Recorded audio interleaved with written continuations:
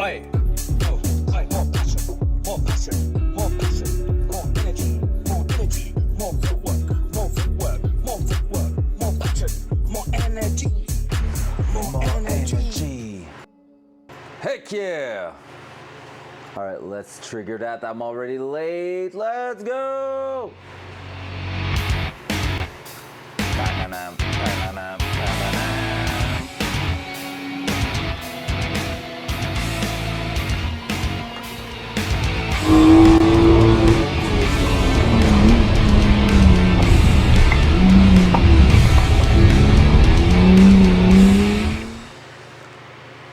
What's up, guys? Welcome back. I'm late. Hey, had a bunch of things to take care of this morning, but here we are ready to work on that big old car. So today we're gonna attack finally the rear subframe, trying to put some great suspension part in the place. So we're gonna take a look at that, but first of all I want to try to add something in here. So wait a second.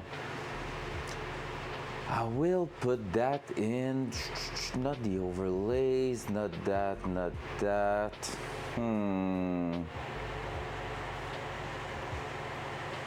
Temporarily it could be in that one. All right, I'm gonna try one thing, guys. Let me do that. I'm still here. I wanted to add a sub goal to see if we can get to something really cool with that. There we go.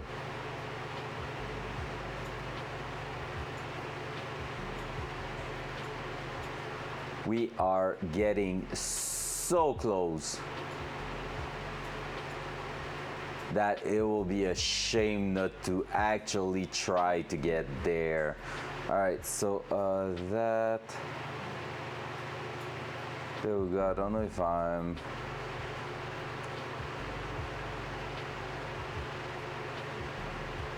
that's more the center, right? There we go. That is centered. So we have that tiny little small goal there. Let's try it. I don't feel like it's centered. It is. I don't remember if there's anything there, so we'll see. I think there's just the Chica girl over there. Let's try it. Yep, which is all good. So hopefully it's readable. It is. Oh god, man, maybe not on cell phone. Heck yeah, perfect. So that's working. So I'm gonna set it there. Basically, we're so close. We're like 12 sub away from a mind-blowing 100 subs. So there's no way I'm not putting that here. I want to see that happen, so why the heck not? All right, do we have lo-fi? We do. Perfect. So let's go. Let's start on the actual car. Oh, there is something there. I just realized. I'm gonna put it on the side then. That. And now I need to do that.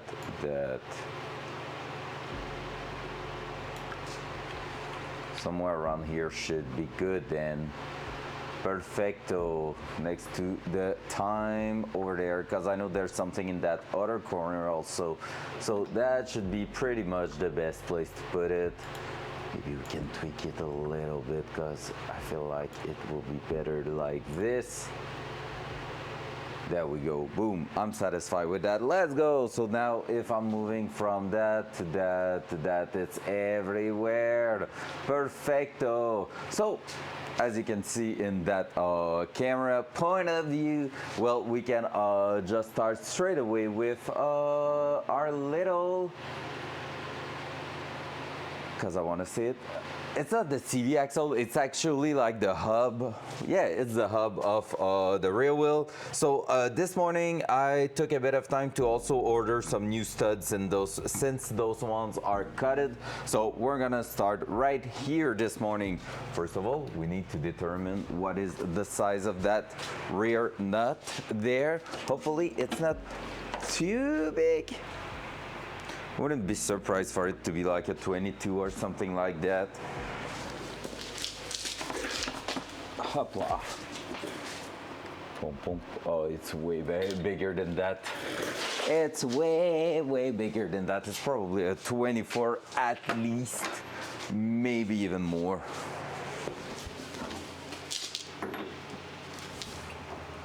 Yep, it's gonna be like 26, and I'm not sure I have this, which is not a great start if it's the case. I have up to that here. Yep, that's gonna be a bit of a problem.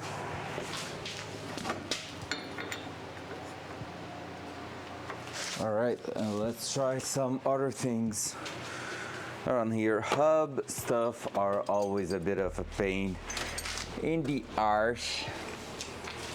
Have here a 1 1/8, worth a try. Ah, that's just a touch too big. No, I almost like. Well, 32 mil will be also too big because it's bigger than that. Are we going to start on the fail? If so, we're just going to remove it for now and take a look later on to what that is. I'm gonna try before saying we can't do it with a 29, just in case I'm wrong with the 26 or 28. Definitely too big. Shit. 27, I feel like I already used a 27 somewhere, but I don't know.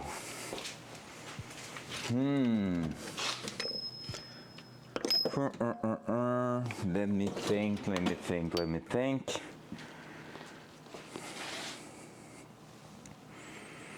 Because other than that, is it 1 inch? Can try it with that just to see if it's the case. It's not even fitting in there, so no point. All right. That's gonna be an interesting start. Let's Google it. We're gonna see what's up with that. So I wanted to check for 280 ZX rear hub size.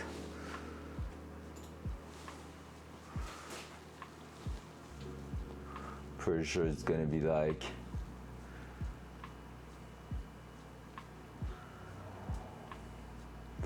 27 millimeter.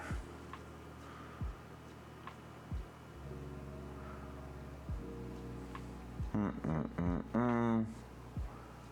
27 millimeter. I think that's gonna be time for Amazon. That's how we start the stream. 27 mil. Socket.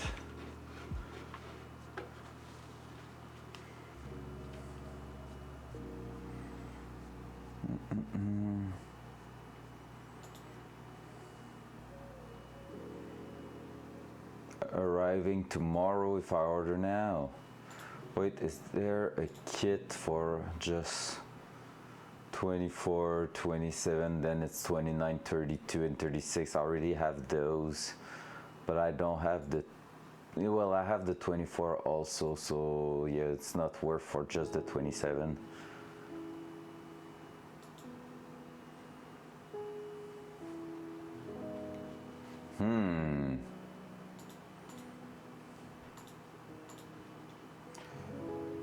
Gotta take a look.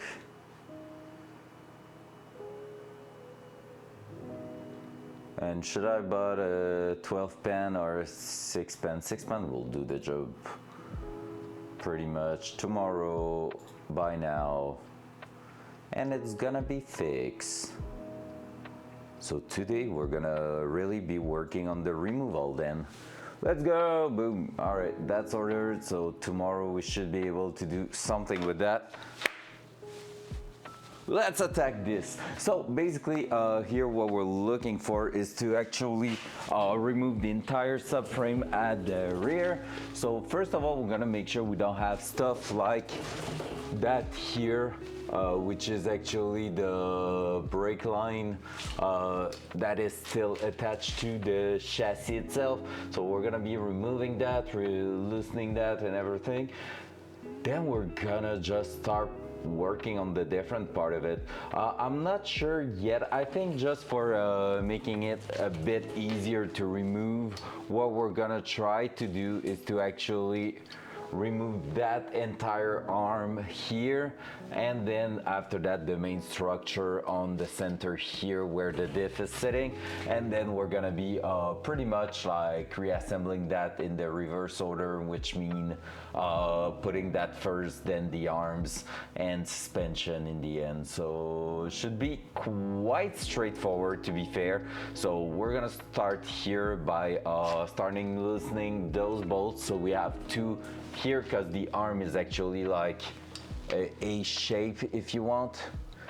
So you see that, so we have that first one, then we have a second one over there, and we're gonna start loosening that. Then it's just about removing the chuck, and then it's gonna get released really easily. So it's not too much of a big deal. We should have hopefully a bit of fun doing that and no dramas.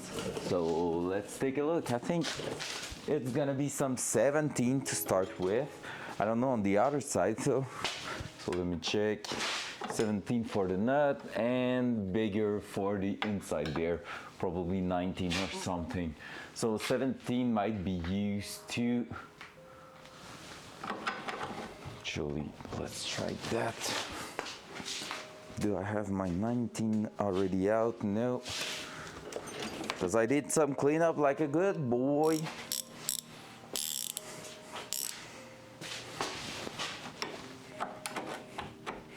Yep, there we go. So the 17th side.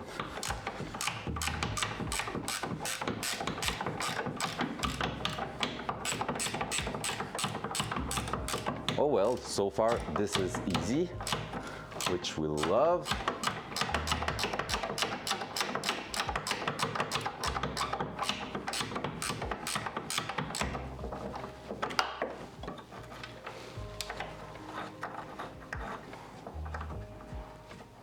There we go.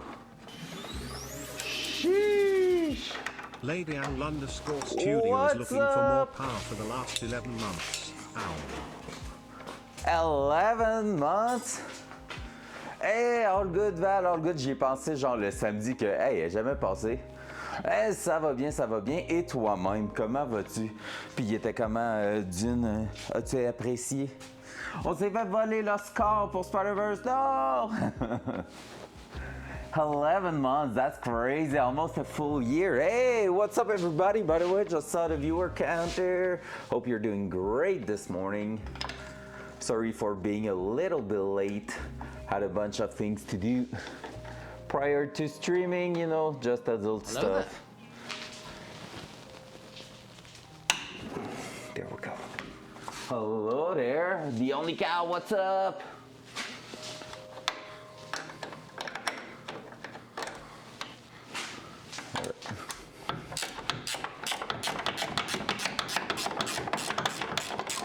Good morning, sir. So there we go. Should be quite straightforward, honestly.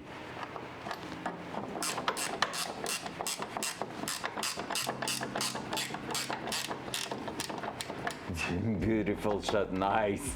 Love it. Need to see it, honestly. Haven't seen the first one yet. Shame on me.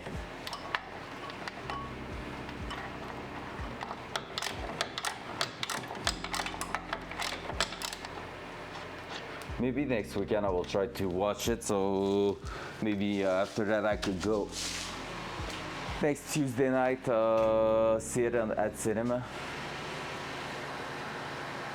I mean, yeah, fair. I mean, we were going against like Studio Ghibli, so hard a little bit, right? No car to work on at the shop, so loaded up the stream on the work PC. Nice! Hello to all your co-worker watching, if there's anyone else. How come you have no car to work on? That's a shitty day a little bit, no? Or maybe it's a lovely day. Sometimes they are good days. All right. Now let's move here. Gonna do basically the same thing. So loosening that.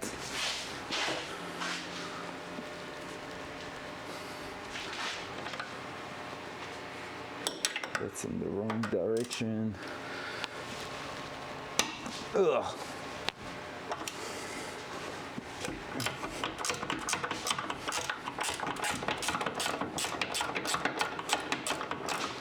Could have used the impact for that one, but since I cannot on the second one, might as well do that. It's still probably till the end of month, and it's not good. I'm a flat rate take. Oof.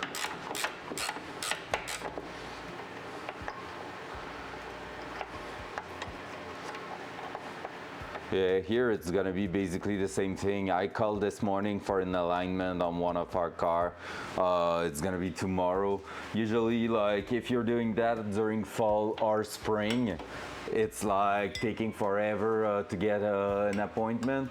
But right now we're okay, cause basically it's not yet the summer tire rush in all the garage, so we're all good.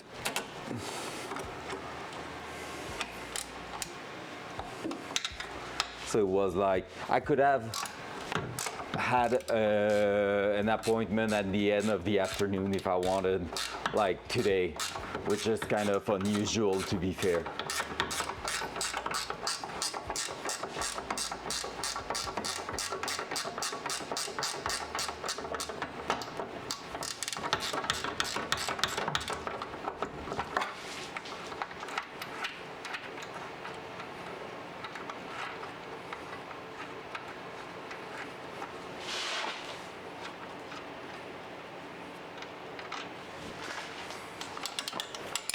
There we go. All right. So that's already a super good start, because now all we have to do is to actually loosen up the suspension, which is also a 17, and pretty easy to start.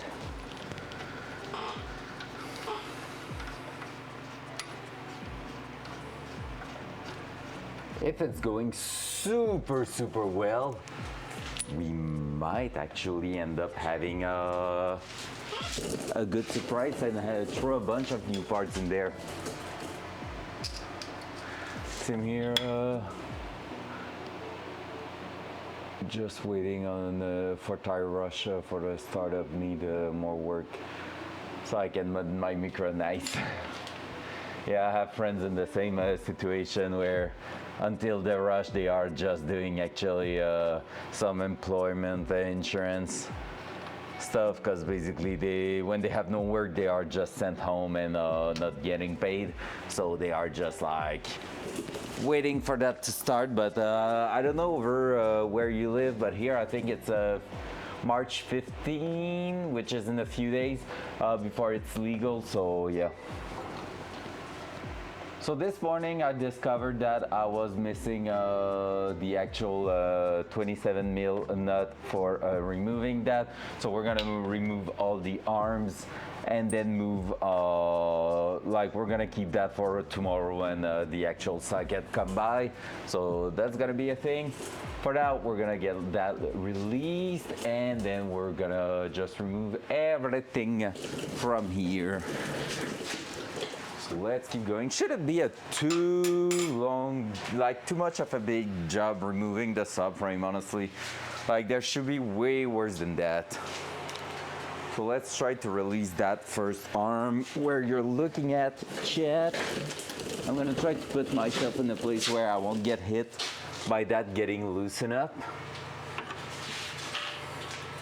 Oh, and I said I wanted to remove that first.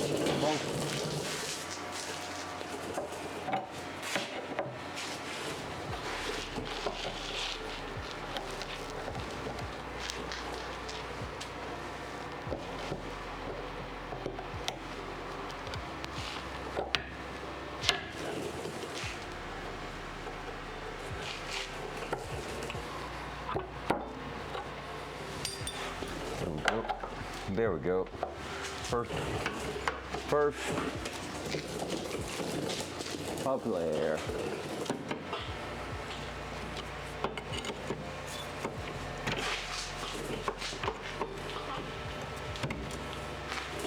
Let's see if we can get that loose.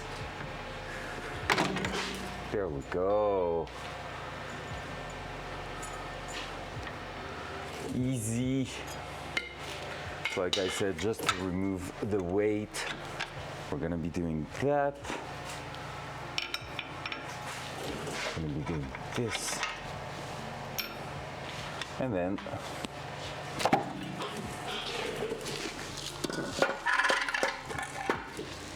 first one, no more wheel. Now let's go on the rusty one. Should be as easy to remove, but we're gonna compare them once on the ground, okay?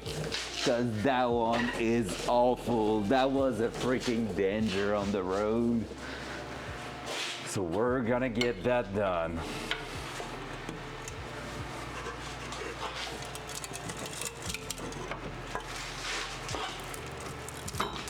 I wouldn't be surprised it breaks right there. That could have been a thing.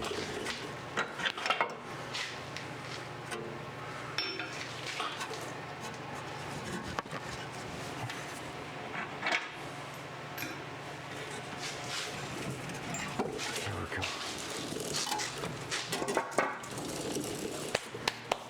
There. So basically now we have two nuts left to remove, and the subframe, the rear subframe, should come straight out.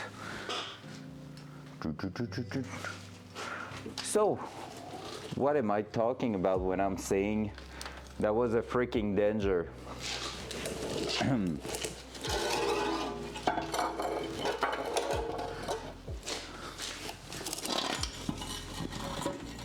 Do you see any difference between that solid piece of metal and that some Swiss cheese piece of metal? Crunchy, not holding by much. On this here, it's actually fully broken. That side there has nothing holding it at all. So it was basically holding on that rusty piece of metal and that part here. Other than that, hey, gotta love that, right? And it's not even a car seeing the winter, basically. That car is just like old enough, so probably big part of the problem there. But otherwise, yeah. Never been winter driven in the last like 20 years at least. So yeah, you know, part of the game. But yeah, so basically that control arm right here was on the inside here was just about to break, and that would have pushed the wheel sideways and probably crush a part of the panel. So that would have sucked quite a bit. But now we are removing that to put the goodies in, so hey, that's gonna be cool. I need to check if I can find some actual backing plate for the disc at the rear and probably even at the front now that I think of it. But yeah, that's gonna be a problem for future us. That's probably 17, yep it is. So I'm gonna grab the impact and start removing that. Impact tool here, that here. That's gonna grab the ear protection over there on the bench. Take a sip of coffee because we deserve it.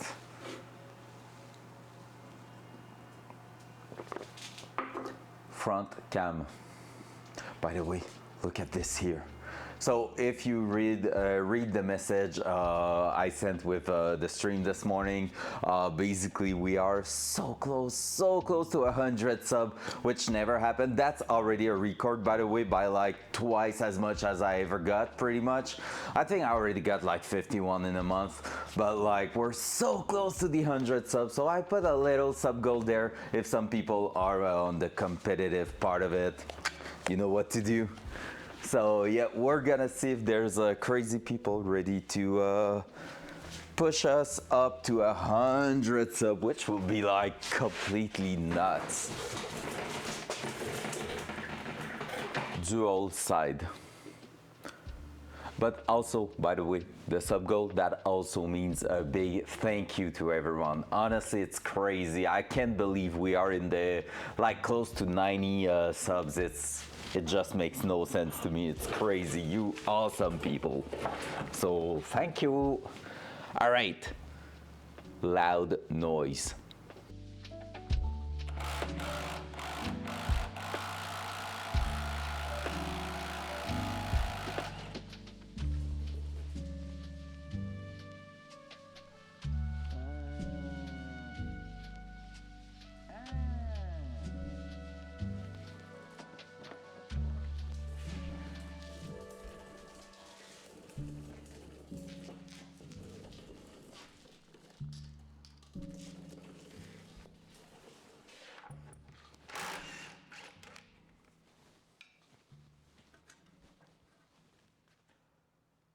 Focus voice. All right, so right here what I'm seeing is that everything is crushed a bit like a sandwich there, so I'm gonna have to remove the plate holding everything in place right here. So that's gonna be, I feel like, a bit sketchy, but should do it pretty much.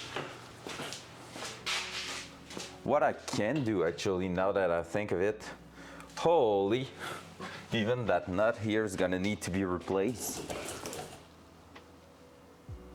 Do you see a little problem? Like, it's not a big deal, but it is rusted out. And I don't know what kind of stuff, maybe I will go to the actual car wreck and try to find some bolts on different cars over there. That will be a way to do it. That I feel like 14 should be it. Point. Is it? It is. Just hard to get access to it.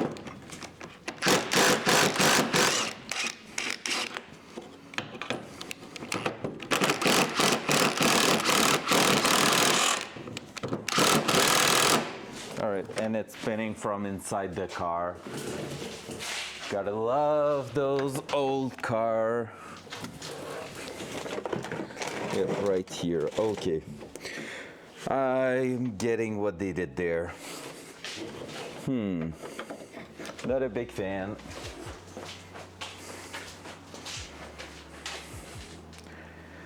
Oh, that.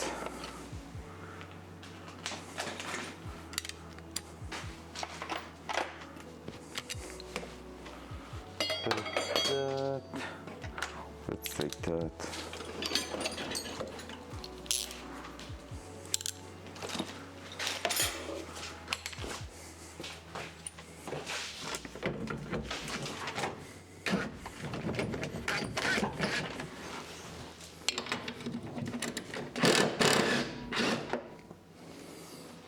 There we go. So basically it's bolted through.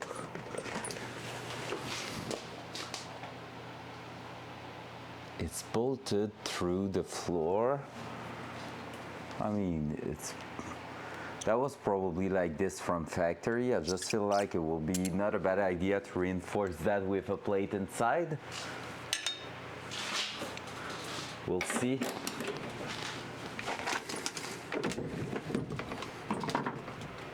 Because right now, basically, I want to see it a little bit better. What I'm trying to remove is that plate here, that plate is basically a sandwich with the actual subframe.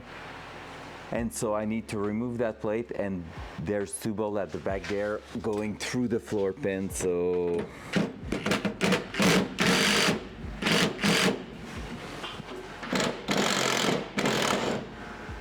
you see, there we go. All right, there's quite a few layers of steel there. I will see if I'm not reinforcing that from the inside, like re-welding a plate on top. Cause yeah, I just don't want that to be teared apart. Yeah, there's two layers of steel and they are quite thick. It's really not that bad. Although there's not two layers, what I'm seeing is the plate actually. Yeah, so it's really just the floor pan here. Yep. We might actually try to reinforce that before putting that back together. Like just from the inside, adding a steel plate welded to the floor just to add a bit of strength to that. Because basically that's holding that here, that's getting crushed in place. So what's taking the most stress is that, but that could also try to move. And that could basically bend our floor pan, which is not really great if you ask me. All right, so here we are almost ready to get out.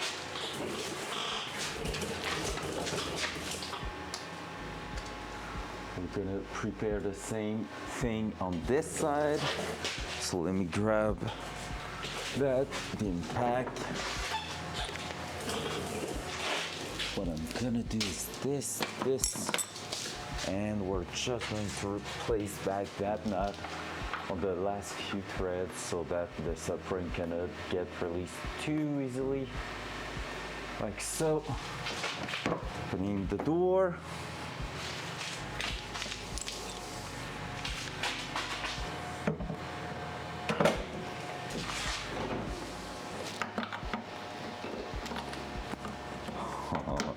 Gotta love those mechanic shop that we're using the same nuts or anything. Oh my god, those people. That one, I know it's the body shop that did my floor pan, and yep, I'm not impressed with some of the work that was done there. For the price it cost, not really that impressed. Right, that one was just crunchy. But that other one is definitely like a 15 or 16.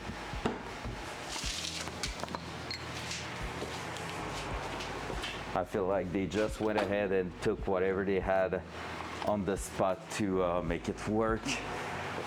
But it's not like orientated on quality, but more on getting the job done quickly. Which I'm not a really big fan. As you might have guessed by now on the Datsun, I'm not trying to do that too quickly. All right, loud noise.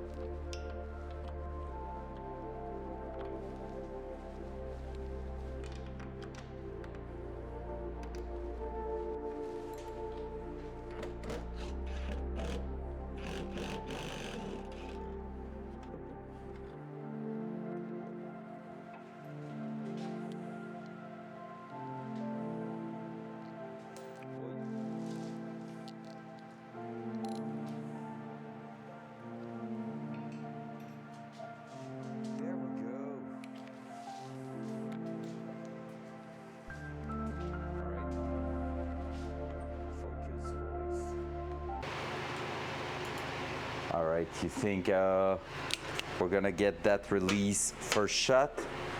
I believe that yes. I'm hoping not to drop it on myself. So let's try that. I have no clue how heavy that is.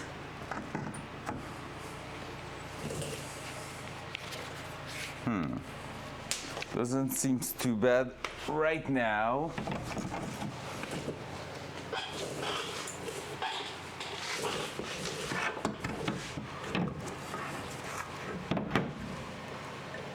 Maybe I can just do that.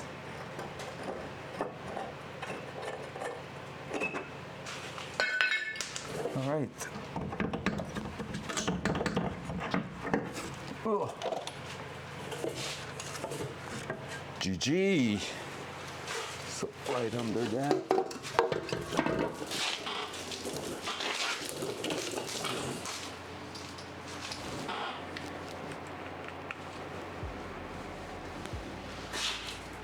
There we go. That's our entire subframe on the ground. And that's to never return ever again in the car. How cool is that? So, time for a little comparison, I guess.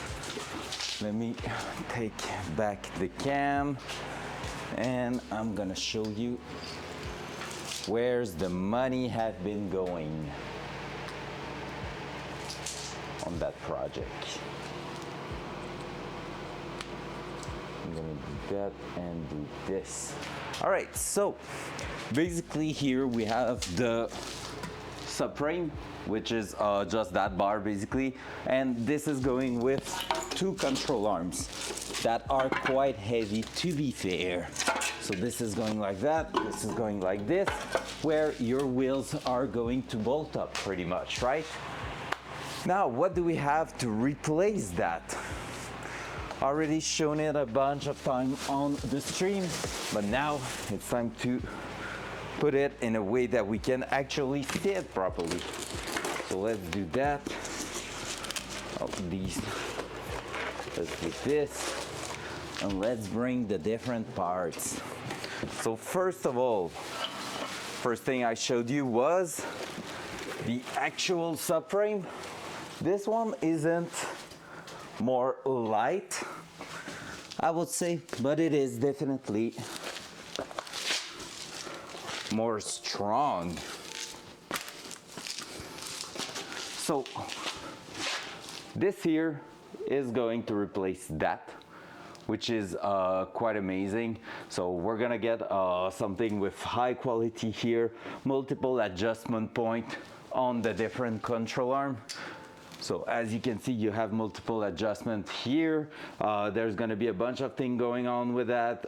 We have all the brackets and everything, just like the original one pretty much. So that's going up, and basically our differential is gonna sit on there, just like you can see what, like basically you see the same shapes and everything.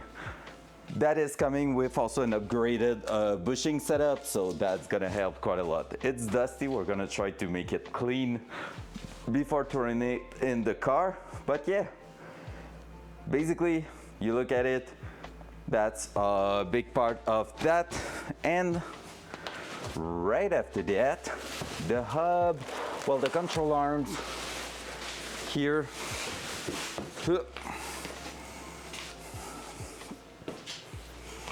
are going like this. So there we go, we're gonna have the control arms going in there.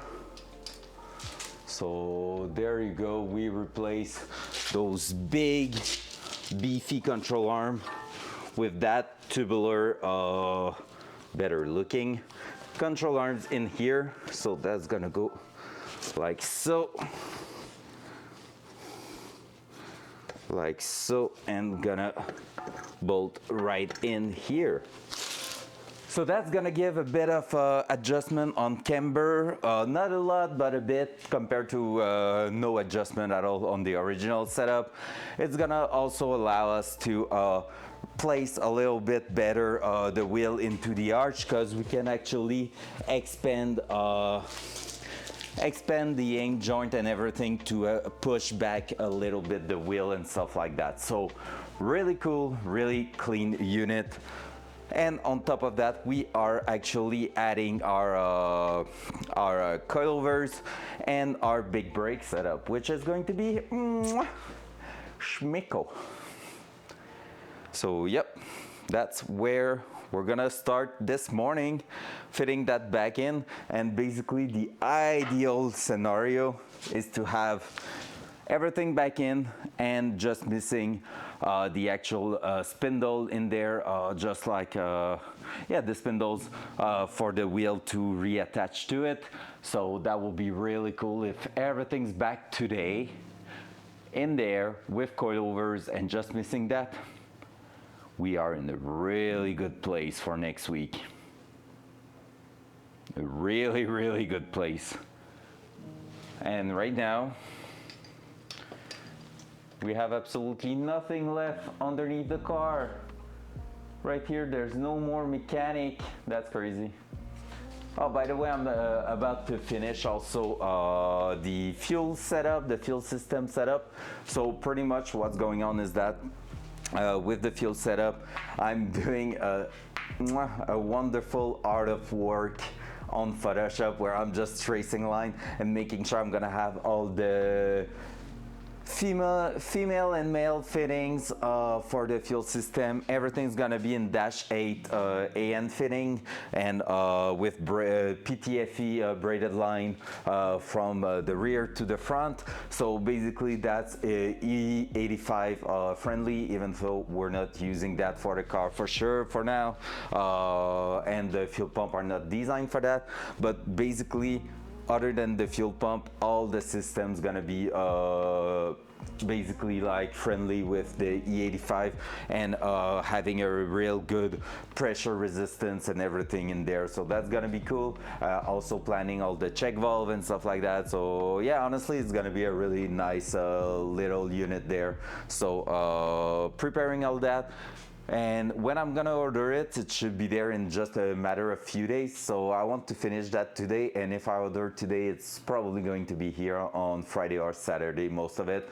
So that will mean next week, fuel tank, fuel lines could be a thing. And then after that, we're gonna be pretty much ready to throw the engine in. It's coming. Well, brake lines and stuff like that too, that we need to plan, but I think I'm gonna wait just a touch for the brake lines because I really need to see where the exhaust is gonna be fitted in the car. If we have to go around the transmission, like in between the drive shaft and transmission to put it on the left side or stuff like that. I need to take a look at this before making a big decision, even for fuel lines. So I'm gonna prepare part of it, but we're eventually gonna have to work that out when everything's gonna be in place, like differential, transmission, and the drive shaft is no big deal because you can basically fake it pretty much. You can even like just buy a tube of cardboard to basically just imitate it. And I would say even like just going with a pack of towels like that and just holding it properly with angles and stuff, just so you can get a pretty accurate circle, just giving you the idea where it's gonna be. That's gonna make a huge difference in what we're doing.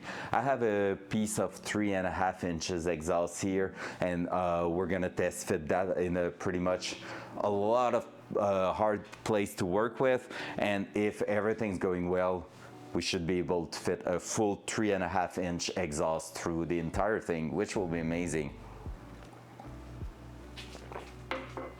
I'm actually preparing for that, but getting ready also to like mindset wise, getting ready to reduce to a 3 inches because everything will be just easier with that. But yeah, so let's remove a bit of dust on that and then let's start throwing that in place, because that is looking good on the ground, but it's gonna look even better up there. So just to make sure, yeah, there's no choice for that to be on that side there, and the plates and everything like that. Yep, so that's gonna be the way to put it in there. So I'm just really not happy with the 14 mil plate setup there that the body shop did. So I don't know yet what I'm gonna do with that, but I'm starting to feel like we're gonna revisit that before a long time. Because basically here we have the, if I'm showing you properly, so basically, hello mommy. Like that, like this. So do you see that here? That thing here? Basically, this is the main part that's holding everything. So as you can see, it's super solid, like it's not moving at all or anything. So it's really not those holes taking all the stress. But like I said, it's probably preventing any flex and stuff like that. So we will probably take a look at this and make sure we are getting a better fitment and like maybe a plate on top here to actually reinforce that, because I just feel like that will be the right thing to do. And I'm gonna make sure also that these plates, the bolts we're going through, we're gonna make sure we're taking bolt with a good size actually with them, just to make sure, like, because this is going like that, like this, and doing a sandwich with the bushing of the subframe. And we're just gonna make sure also that the bolts are not sticking out, because basically that's a really good jacking point for the car. And right now I was jacking with the pads pretty much straight on the bolts, which seems a bit stupid, let's say that. Like, it doesn't seem right. So we're gonna take a look at this for sure. But yep.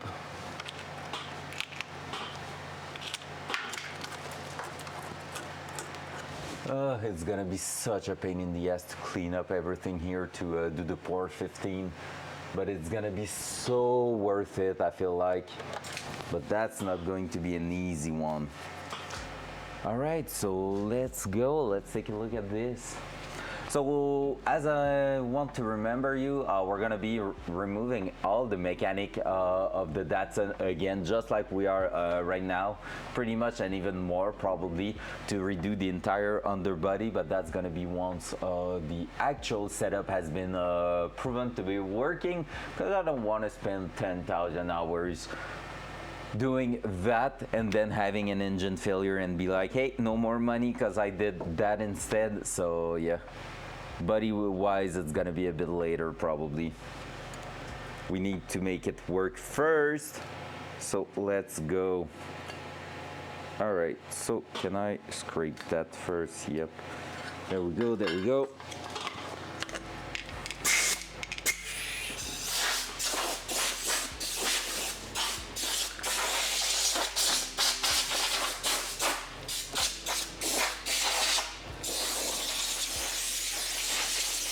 So I've just removed the dust on top of our parts. And then we're gonna throw that in place. So I'm gonna move you back a little bit so you have a better overview of what's going on. Maybe like that. That's a pretty decent view, to be fair. I just feel like we're not getting really what's happening in there, but it's decent. When I'm gonna be putting everything together, it's gonna work. All right. Gonna remove from the ground the parts that we won't be putting back in place, because now they are in the way. So that. We're gonna reuse that. Put that here, no. I'm starting to have a lot of scrap metal in here. Just like we were removing a lot of things.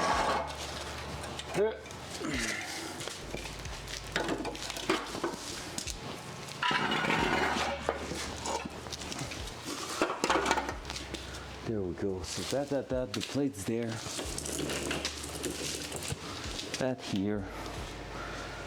So what I'm gonna try is to actually put the new subframe in place in those, and then take one plate and put it right there with a nut going on top of it. So that's gonna just be probably the best way to do it. And then go to the other side, do the same thing, then bolt the inside here and finish bolting that here. Might check on their website if they have a torque specification for those parts. I'm just not sure at 100% for that, but yeah, pretty much we're gonna start with that. Then we're gonna go onto, I think I see it right there, onto the workbench. I should have all the hardware for everything else. Actually, let me take a look if they have anything specific here for that.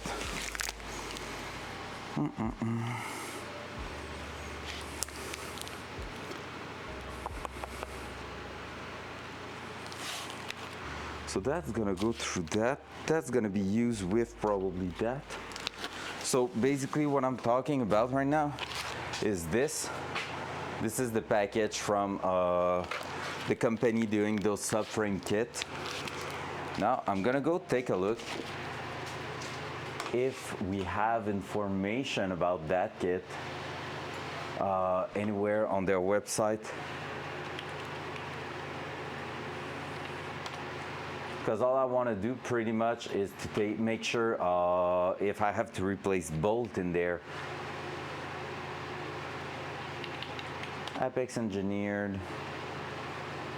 That we're gonna go on the product. Oh wait, maybe instruction 280ZX. Ah, they don't have the rear setup. Nissan Datsun 280ZX.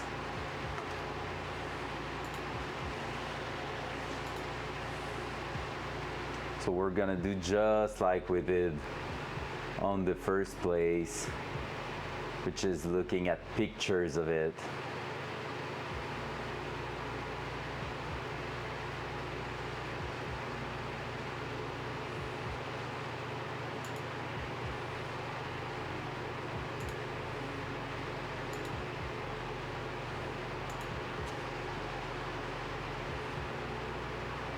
Alright, so their hardware is reused through that.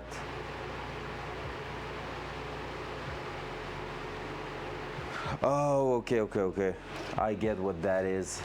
Alright. So, I'm gonna show you what I'm looking at.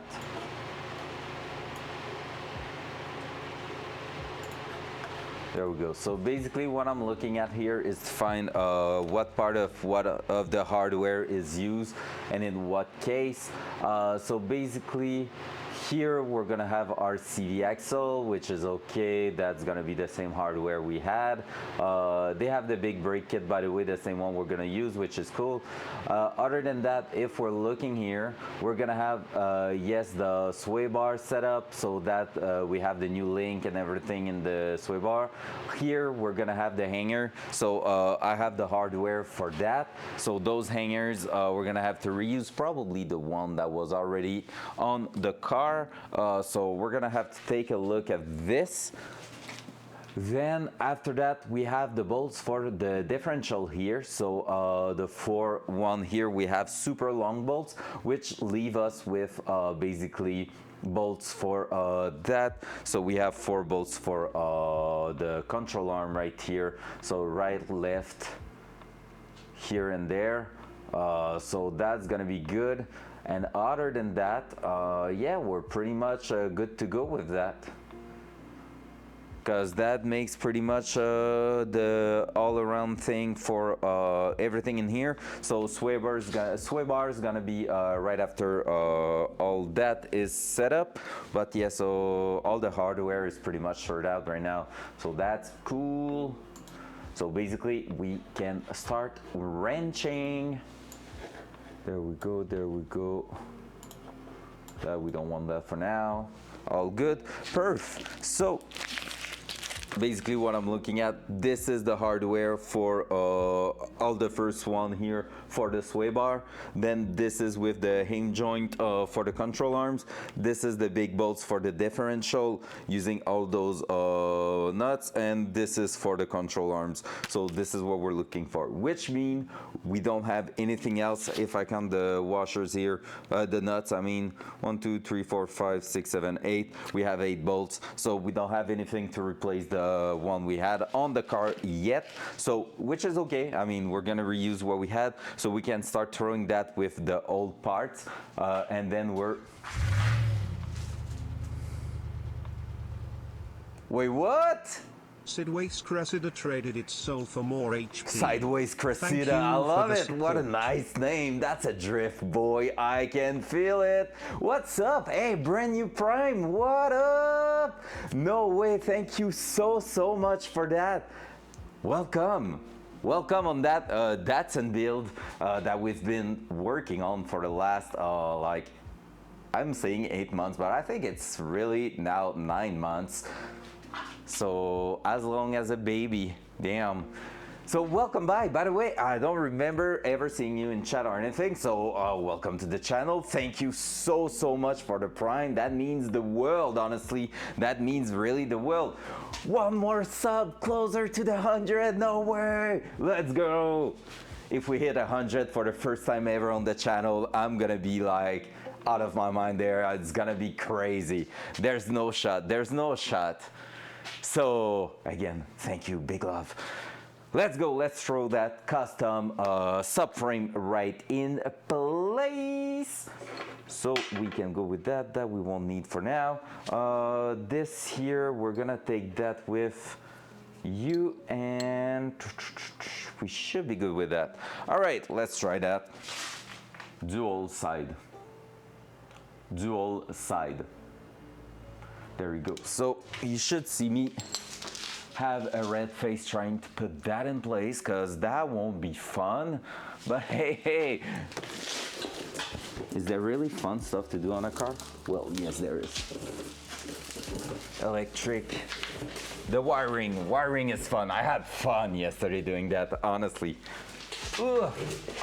All right, so Apex engineered subframe going in.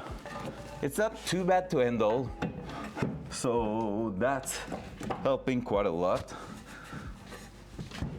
And I just got it stuck there. All right, there we go.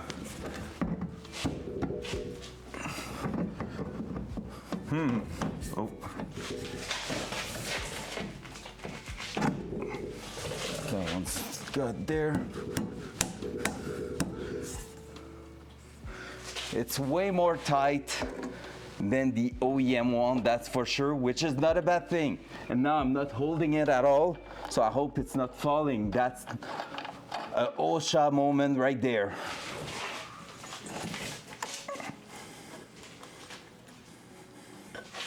Let's hold it a little bit more, you know, just to make sure. Oh shit, it's looking so good, guys. Sideways Cressida, that's really one of the best. I work with only Cal, he told me to sub, my dad has a 280Z that he's restoring. No way, let's go! Only Cal, you're a legend, man. You're a freaking legend. Well, for someone just dropping here out of nowhere, you have one of the best username out there, I'm just telling you that. Sideways Cressida is mwah. Cressidas are so cool. So yeah, basically mine is a 280 ZX, so the generation just after the one of your dad. The one that is a little bit overlooked in the car industry, but started to get more attention in the last like 5 years, I would say, because the 240Z, 260Z, and 280Z just skyrocketed in price. So tell your dad to keep it, because right now they are worth a shit ton of money. So that's really fun. Pretty much everything I'm doing here, by the way, is also available for the Z. Actually, was available all these kind of kits with like the custom part like that for high performance application and stuff like that. They are available for the Z since a long time, and for the 280ZX like I have, it's basically just been 2 or 3 years since we have good aftermarket support. So quite crazy, right? So that let me just give it a little dack moment there, because I will need that to align a bit there, like so.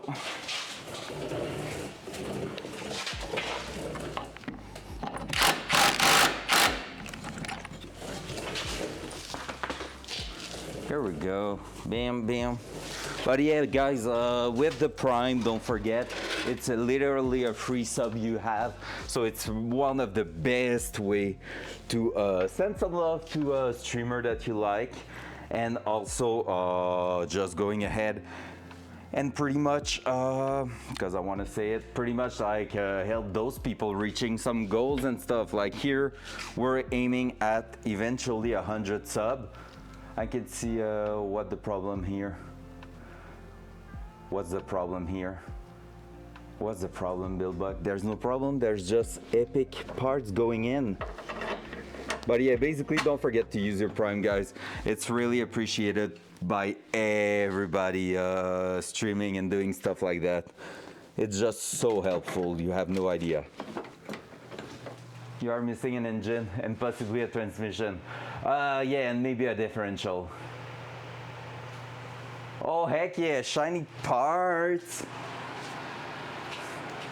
In the old crappy Datsun. Hehehe. Can we have even a better look of what I'm doing there? There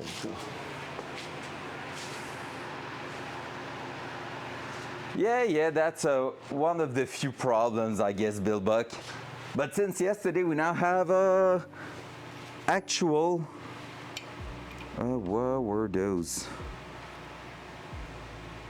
I would say since yesterday we have actual electricity moving up to the front, not through the entire car, but up to the front at least.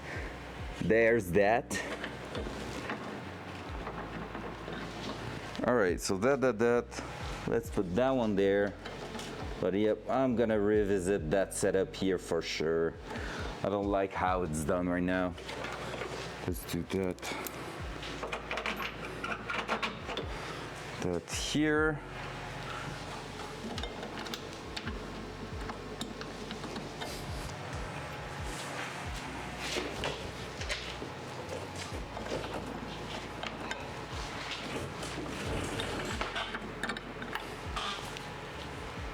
That was going right underneath here, right? Yep.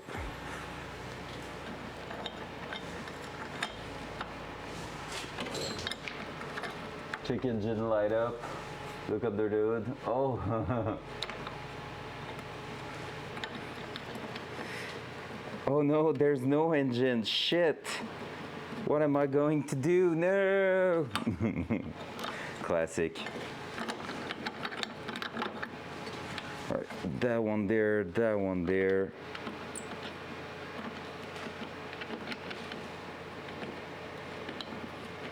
It's not easy right now. Oh, no.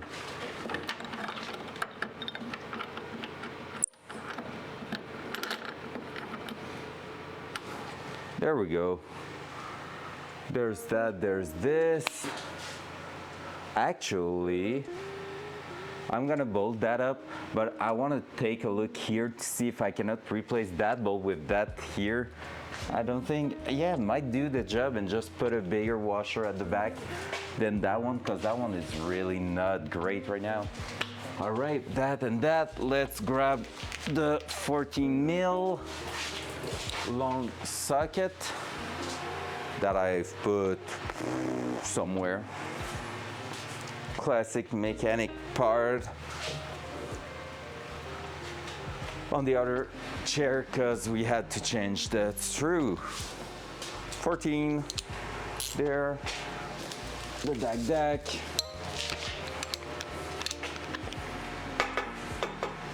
Actually, we're gonna bring that here. That, and that.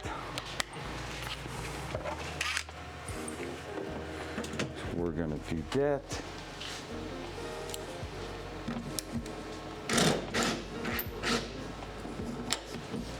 Start that one, then move to the other one here.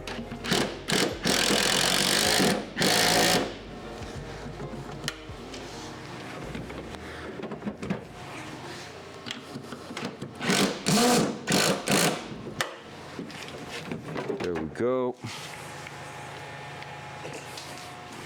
Now with that one done there, I should be able to just remove that one and test the last one here.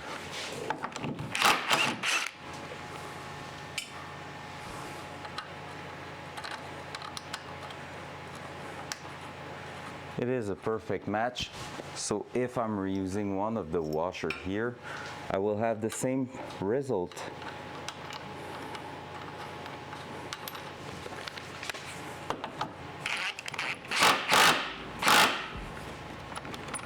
Like so. That's cool. All right, so this is not final. I need to torque that to the proper, like the proper torque, but we're gonna move to the other side and do the exact same thing to set it in place. So let's move here. Let's use those. Hop. Hopla. That's not the one we're using for now.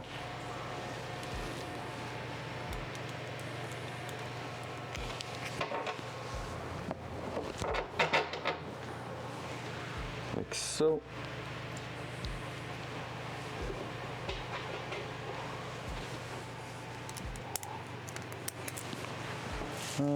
Did I drop a washer onto the ground? That's not the right one. They are here. That. Can actually use that, to be fair. Hey. That's a nice one. And then back here with that one.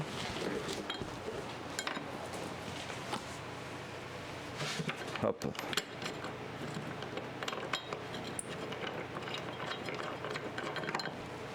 There we go.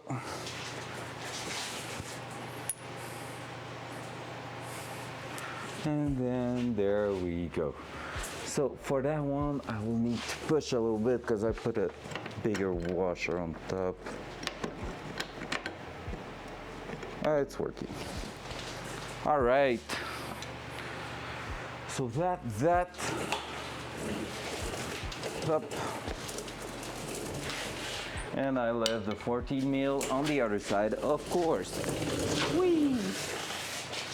There it is. And the ratchet. Low. There it is. There we go. Hopla.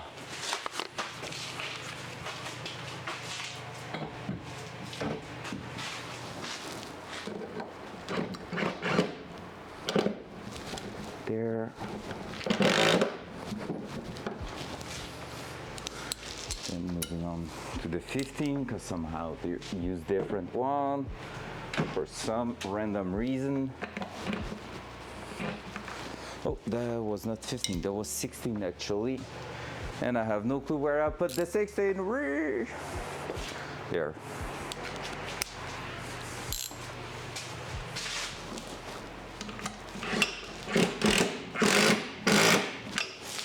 There we go. So that. Let's see how it wants to position itself.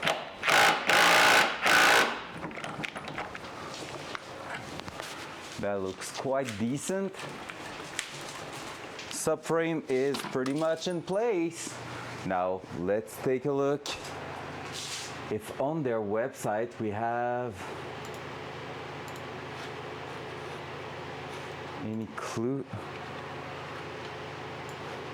of the torque and stuff like that. Hopefully they wrote everything down. I kind of don't believe it, to be fair. I kind of don't believe it. Do we have anything there?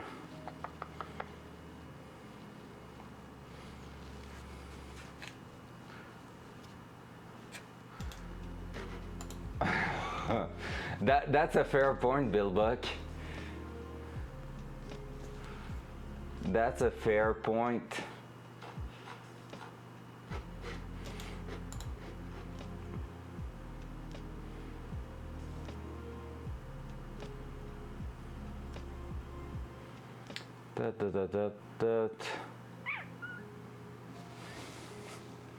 There is nothing here, so we should go straight by pretty much company spec, the OEM spec, which I don't have right now, so we're just gonna keep assembling stuff and see and take a look at this later on, to be fair. Ho ho, such a bad boy.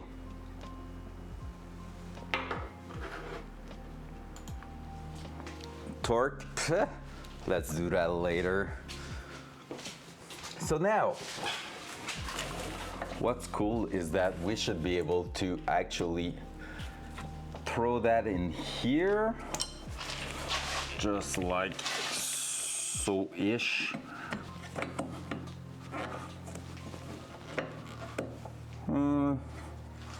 Or not that one, but that one here. Is it? Nope. Trying to figure out. We're gonna have to take a look at this, but we should be able to throw our handbrake cable here, because obviously that that little holder there is not really the appropriate thing to use. So we're gonna take a look at how they are doing it on their side, but that one here and that one right there should be actually going right through. It seems to be almost working. Oh, I think I just need to put a lug there. Is that it? Gonna have to take a look how to remove that loose, but it really seems like it's supposed to go.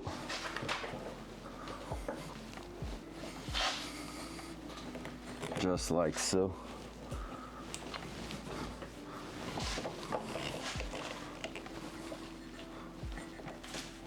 Rah.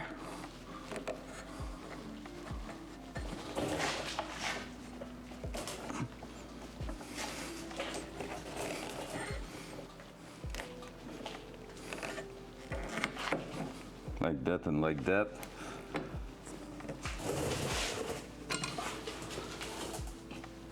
And then we should need to, we are probably gonna need to modify something, but I think I have any way to replace that, so we're not gonna spend too much time on this. But yeah, so there we go. And now,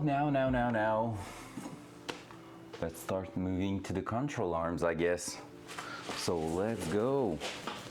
Control arms shouldn't be too much of a pain in the ass. Pretty much 2 bolts to hold there, then we're pushing it up. Apparently we cannot use the OEM suspension with it.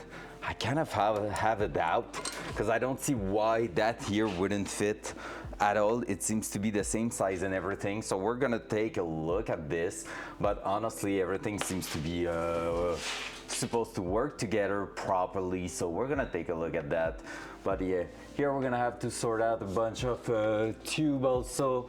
Not sure exactly what I'm gonna reuse, but technically just that one straight onto the fuel tank or something like that should do. We're gonna take a look at that later on, because that's the filler that's going on the side. I'm gonna have to take a look, because I have like 3 tubes, but one of them might not be required anymore, so we're gonna have to take kind of a look at that. But yeah, that's for later on. Let's go with control arms. Control arms imply that there is uncontrolled arms. Bill Buck, playing your game there. All right. So control arm, we're gonna need the seats for the actual aim joint. Honestly, maybe I mean, I've seen some off-road Jeep videos that seems pretty under no control at all, so the wobbling of death, those who knows. You, the actual plastic wrap stick to the seats. We're gonna have some cleanup to do. The wobble of death of Jeeps seems so intense sometimes. Like, it seems really scary. Like, I'm all in for some sketchy driving and stuff, but that, hard pass.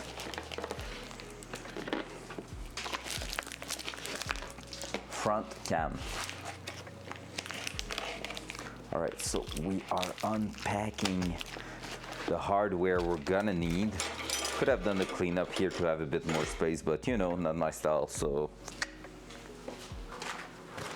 Take that. Gonna take a bit, some gloves and a bit of brake cleaner. We're just going to remove the residue that stick to the surface there. Seems like I've clicked the mouse. Like so, boom.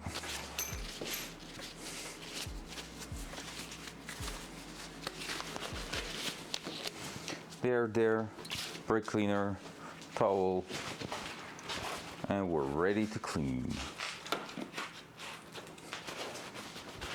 That's moving really fast this morning. I really think it's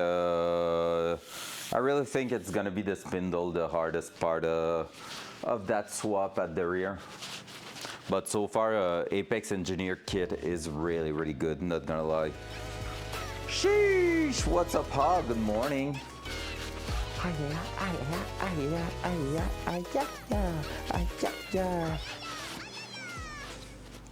Good morning. Hey yo, that was fun watching you and Peach play as a duo last night. That was really funny. There was so much shit going on. But oh, Hawk, I so wanted to not have the motto tag next to my name yesterday when those two toxic boys were there. I wrote so many mean stuff in chat and just deleted it before posting. I was so pissed.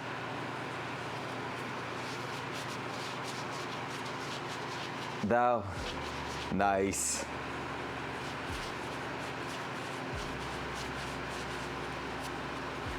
Nice. I wanted to do it, but I was like, you're in there. You're gonna handle that. Like, I don't want to do Mila over there when I'm not even involved really in the stream or anything. So I was like, nah, I'm gonna pass. But oh my god, I wanted to say so many things. Yeah, fair. It's like when he said, I'm rich and I don't know what else he said. He said something about being rich and like really well doing in life. And I was like, I almost just replied straight away, and yet so stupid. Like such a stupid human being. How amazing. I was really pissed. Oh, and blessed, yeah, and yet so stupid. How amazing. That's what I wanted to reply so bad, but I was like, ah.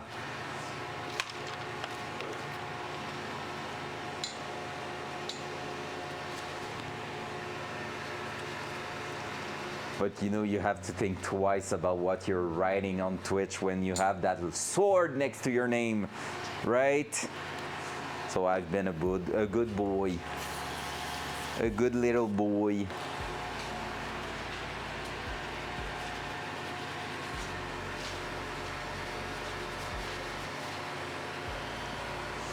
I appreciate though that Chef and some others like Blue and Medoldren were replying to those guys. With great power come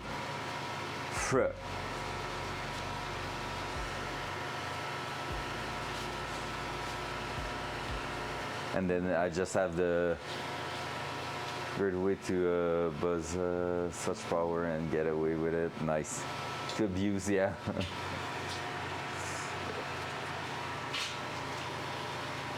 I got it. I got you. It's all good. Hey, Seahawk. There's a little, it's subtle, but there's a sub goal right there. 89 out of 100. So close.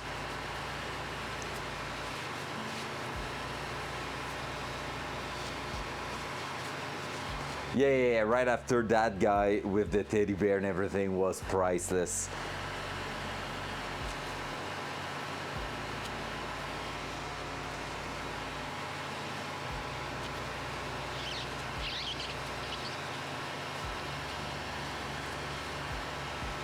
We're so close. Maybe a little miracle's gonna happen. Who knows? Sheesh! What's up with the raid? Hey, Nikki, thank you so much. Whoa. Hey, what's up, Medoldren? Who lives in their mom's basement, say stuff like this too. Fair. What's up? So welcome, guys. 57 people. What were you doing? I am not a mechanic. I'm just a random dude. What's up? Hey man, you look like a normal dude and that car looks like cyberpunk car in the making. Pretty much, basically, we're doing some crazy stuff.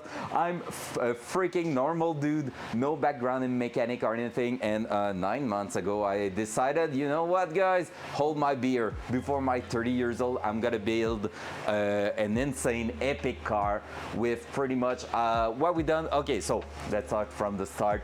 280ZX 79, so 1979 Datsun 280ZX. That had a V8 that never ran properly in the last 10 years and like had a bunch of things happening to the car and everything. So pretty much what I decided to do was to wait for 10 years, put the project on hold, and at some point I went like, it's time. I'm gonna make a really epic car out of it. So pretty much swapping for a V8 2003 with turbo, going with custom parts for suspension, brake system, and a lot of like things around the car. So pretty much all the car is gonna be like the body, the chassis is gonna be from 79, but all the mechanics gonna be in the 2000 and more. Just to give you an idea, we have fitted an electric power steering from a Subaru BRZ in there. We're gonna have full control of how much assistance we got from there, and basically name it. If we can find a way to make it adjustable, it is adjustable. Passionate will be the best word to describe it. So yeah, so basically I plan to do that car for the last 4 or 5 years. I've done a lot of spreadsheet, preparing the build, seeing the cost of it and everything, and I decided to dive straight into it. And for the last 9 months, I've been doing 4 to 5 days a week on Twitch, streaming the build entirely, and we are getting close to it. Dual side. There you go. So we have the engine right here, freshly rebuilt a few weeks ago. Right here, differential upgraded right there. We are working with custom parts like these, and pretty much right now the rear of the car is empty, and we're gonna be installing brand new subframe, control arm, suspension, and everything. So it's a really epic build. Spaz And you might see it Zundiscomaticus now. just joined the crew. What's up? Thank you for the follow. Thank you, Spaz. Thank you so much. Honestly, when will it be ready is a really damn good question there. Honestly, right now, I'm planning to start the engine somewhere in May. Hi. Heroes of Storm, nice. Thank you for asking, Hog. That's a really good question. Yeah, by the way, promote yourself here. Tell us what you're doing and everything. I don't mind it. It's all good. And because, you know, like most of my viewer, that bird, which bird? Basically, what Hog just triggered there, on this channel, if you watch often enough, you can have custom sounds, and I did a special for the third sound of Hog where I even added graphics. But basically, you can have your own custom sound with a word you choose to trigger it, actually. So basically, a bunch of people in here has their very own custom sound. Hog has actually 3 different sounds, and this way people can always come in here, trigger it, and so I know that they are here.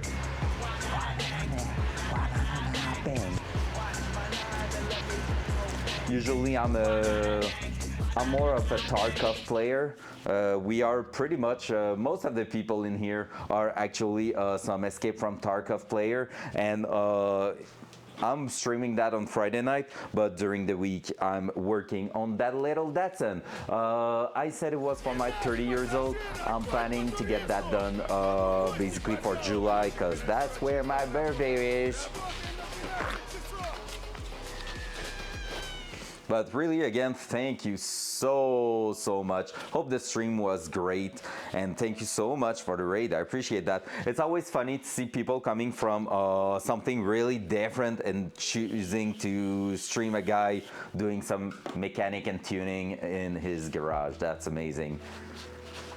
Yeah, the Friday night are crazy nights. We have BitButt, we have a bunch of things going on, and it's really just amazing what's happening over there on Friday. We are like some full squad on Tarkov, and my BitButt is pretty much a big troll, so people can try to murder my teammate with my bullets and gear. So I'm surprised I still have friends to play with, not gonna lie. So yeah, if some of you said you know nothing about cars and stuff like that, honestly, if you have questions, just ask them. If you have problem with your car, talk to me about them. If you wanna just go ahead and have a chat, ask question, try to understand what's going on, you're more than welcome. I will say pretty much it's a 50-50 in this chat. 50% of the people are car enjoyer, and 50% are just some friends coming by, saying hello and lurking and having fun. So I'm all up for that. In my day-to-day life, I'm also a teacher, so you know. I don't know why you're triggering the hawk word. So yeah, so in my day-to-day life, I'm also a teacher, so I really love to explain things and like make sure everybody's understanding what's going on. And yeah, so more than welcome to ask anything. Hey, let's go! Thank you for the follow, Sideways. Just joined the crew. What a Chad. You sub with your Prime before even following or anything. I really appreciate that. Sideways, Cressida, heck yeah. That's a car guy. I can tell by his name. Yeah, I wouldn't say the best test. I'm doing my job the best I can. There's definitely better people out there. But thank you, that's a kind comment. I just said it before you write in chat, boom. Boom. I knew you were going to say that. Hey, gotcha. So let's go ahead. We're about to install, basically we remove a bunch of stuff. Let me show you actually, guys, it's kind of worth it. There. So I said we were going to install that here, but what does that mean? Boom. Oh yeah, and when I said the car is kind of crazy, we're going for 600 HP. Those who have no clue what that means, because they are not car people, basically most of the vehicle on the road nowadays are around 180 to 200 horsepower, I would say. So it's basically trying to do with that old Datsun 3 times the normal power of nowadays cars, so from today's cars. So that's quite nuts, and that's why turbo and everything, and we're gonna have epic engine management and stuff. So there we go. This is the kind of thing we are replacing right now. We're also doing a manual transmission swap. We had an automatic in there, so we had to add that third Lego. Is that even street legal? Yeah. Honestly, technically, yes. Where I'm living, I'm in the province of Quebec, so you might have guessed with the accent, but I'm French Canadian basically. And what's up with that over here is that it's hard. It's easy to be illegal, but you just have to be dumb enough to go with the full illegal stuff. When you look at the laws and the rules for a car, it's mostly about, like, you have the right to put adjustable components on your car, adjustable suspension, some racing gear and stuff. Just maybe don't go with the full-on dropped camber and everything super obvious on the car to make the cops come looking for it. So basically, is it legal? Technically, by the rules, yes. If someone like a cops go and look underneath the car and sees that, is he going to say, oh yeah, that's good, don't go to the inspection, it's all good? Obviously no. But the thing is, here in Quebec we don't have inspection on a yearly basis or stuff like that. I know some states in the US or even some countries have some inspection that you must go every year once the car reached like 3, 5, 7 years old, and then you have to go there to make sure it's still in shape. We don't do that here. Basically what we have is that if you're not like registering your car for a full year, then you have to go. As I said, the car didn't run properly in the last 10 years, but I still paid the registration and everything through all those years, which means I don't have to go to the inspection at all. So right now the car is roadworthy. I can just finish the project and go head straight on the road with no problem, which is quite amazing, not gonna lie. Oh, you're so close to another sound. Let's go. Do you already pick your sound, Hawk, by the way? You haven't sent me that one, if so, which is quite funny because I have no clue. So yeah, I almost died. So yeah, pretty much, technically it's legal. There's a few front cam. Oi, front cam. Let's be honest, there's maybe 1 or 2 modifications that are not really legal, but shh, that's a secret between you and me. It's all good. It's all good. It's not something that people will notice easily, so we should do all right with that. So basically, it's pretty much some structural thing, like repairing the frame actually of the car. So some previous owner thought it was a really good idea to just cut straight into the frame rail, which is basically your structure in the car, preventing it from twisting and breaking and stuff like that. It's what brings the rigidity through the chassis. And someone thought it was a really good idea to cut it, put 2 plates of metal and weld it poorly around that. So we repaired all that, because yeah, we've done a bunch of things. You can go look on the YouTube channel if you want to see, and if you want to see what the car's looking like, or actually was looking like, because right now it's looking a bit like a piece of shit because there's nothing in there. But let me show you when it was at his former glory and what it's gonna look like when we're gonna be done with it again. No, ad break, no! We're gonna lose the people. There you go, guys. This is what the car we are working on, the exact same one actually, because that's me right here. So basically that's the car, how it was looking like and everything. So there you go. I'm gonna wait for the ad break to be done. A little minute here for our fallen brothers in the ad world.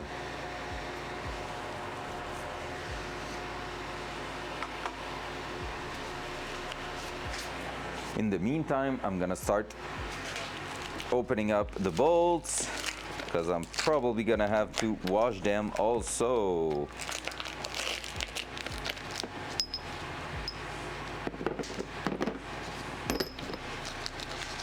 All that, all this. So 2, 4. All right.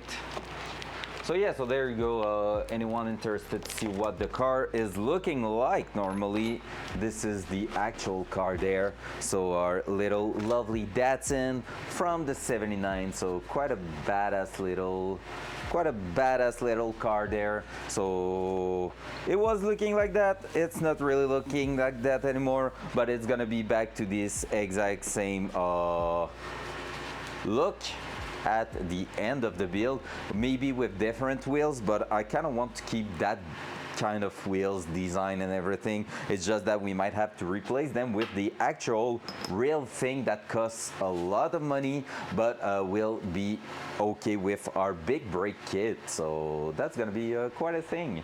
So yeah, there you go. That's pretty much a warp around. By the way, if you were in ad, don't worry, I haven't chat that much during that time. So hey, let's go. Again, thank you so much for the raid, appreciate that. There you go. So right now I'm just preparing the bolts. Seems like over the last year that it was in here. That kit, it didn't love the heat and humidity and stuff like that. So the packaging kind of stick to that, so yeah. You know, gotta make sure everything's clean before throwing that in there, because now it was kind of sticky.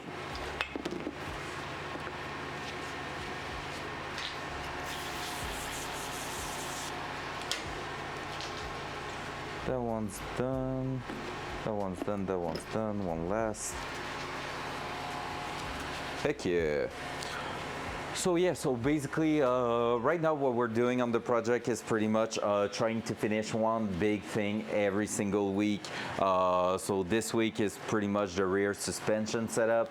Then next week it will be, big part of it will be about the fuel system, so that when those are done, maybe in about 2 weeks from now, we're gonna start putting the actual engine in there so that we can see what kind of exhaust system we're gonna put in there. And when we are going to wait, after we ordered all the parts for the exhaust system, we're gonna be waiting for those to arrive. We're gonna be trying to do the actual cooling system of the car. So you can see our car build pretty much as building a PC, just in like more impressive and intense step, but basically we're doing kind of the same thing. It's like going one step at a time, and you have like the cooling, you have like a bunch of things to think, just different system, but you have to put everything together and connect it all together so that it works properly. By the way, those in here usually are quite aware of that, but anyone else that are not, like, are coming from the raid and everything, are not usually in here, did you know that the Datsun will even have some Wi-Fi integrated to it? And I'm not even kidding. The brand new engine management system, so the computer behind managing the engine and making sure everything's doing great, is going to be equipped. It's looking like a little router, so it's going to be equipped with like a Wi-Fi antenna and basically just have its own signal, so I can log in with my cell phone and everything. It's so cool. 2024, baby. It's just so amazing what the tech can do nowadays. It's like something else. I want to do that. Wait a sec, I'm just looking at something. It's all good. Perfecto. Let's go. So I clean up the hardware, so now we're gonna start putting that in there. So we have these these are what they call the seats for the actual hang joint. So if we're going back on the other view, dual side. Hey, first shot. So here, this is the seat going on the side of the hang joint, making a spacer that will allow it to be centered in there. And basically what that means is that with that being centered, if I can put it in there, the hang joint can actually have space to pivot a little bit and work when your suspension is going to be doing its things. So that's super important to put in place, and it's super important to just make sure everything is working great there. So we're gonna have that there, then it's gonna go straight in there, sitting against each side, and we're gonna have the nuts. Oh, I forgot to take out 4 nuts from here that I'm probably gonna need to clean up too. But yeah, so basically 4 nuts, and it's gonna be basically the bolt and washer on both sides and the nuts. Seeing that, I haven't checked to make sure 2, 4, 6. Why do I have only 6 left there?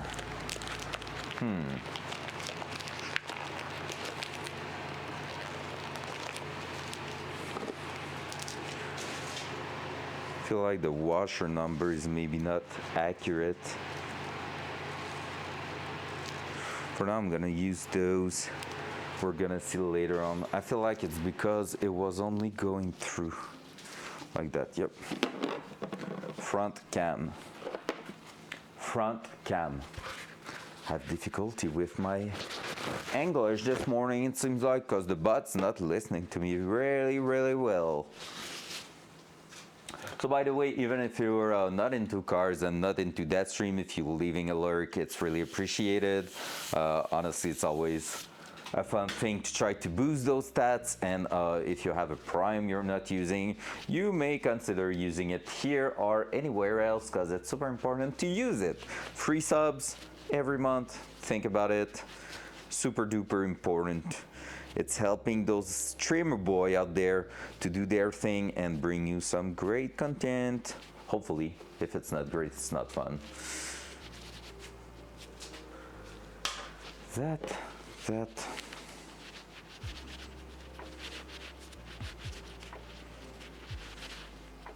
Like so.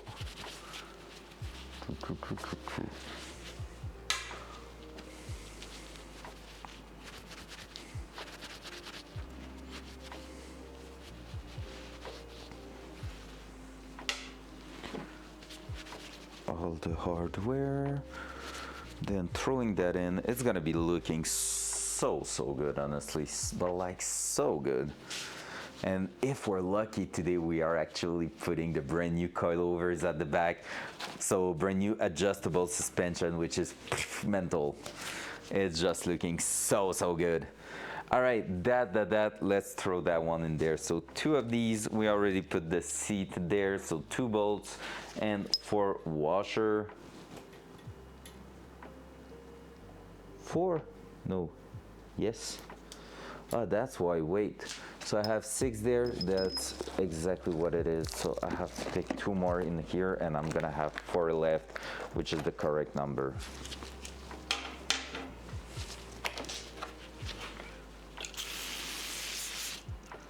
I need to math it a little bit to understand what's going on in here. And then with those, it's gonna be only that and that for the differential. Hell yeah. Differential, we're probably going to be able to put the actual mount also. Yo, that will be a sick stream today if we get all that done. So 4 of those washers, 2 bolts, 2 nuts. We're ready to rock that right in there. Dual side. There you go. So what we're looking for is to add, is to put back what's gonna be used for holding the wheels in place. So you can see basically the mounting point are right here. So 2 adjustments here, 3 adjustments right there. So we're gonna try to put that together and make sure everything's fitting well. I'm gonna remove the old part that I bring to show you guys, and then we're gonna throw the new one in there. There you go. Whee! Let's go. Whew. That's gonna be a tough one. So I'm gonna already put a washer on those bolts. Nailed it.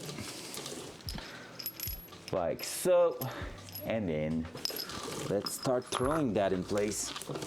Up. Up. I don't even know what that part there is used for. So now I need to make sure we are putting that about there and there. Might be able to actually slide it like that.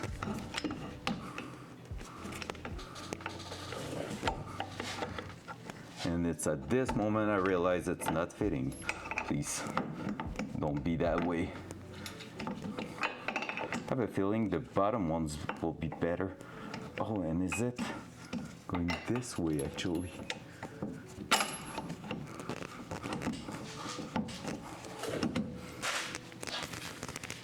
Well, that one's holding.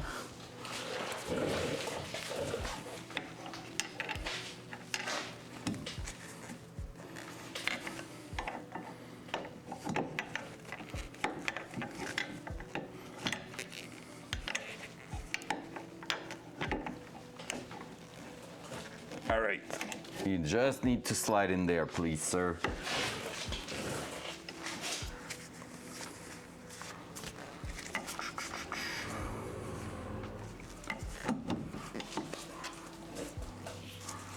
That here and that there. Be tempted to put that in the middle. Ah, I had it. No, it was right there. There we go.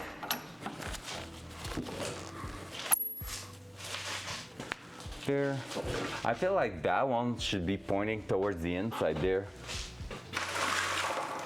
I really do feel that that one shouldn't be looking this way, but at the same time it just makes more sense for me to put it that side there. Then this here is gonna go on top and be held it like that, like here. Should be holding on top of that.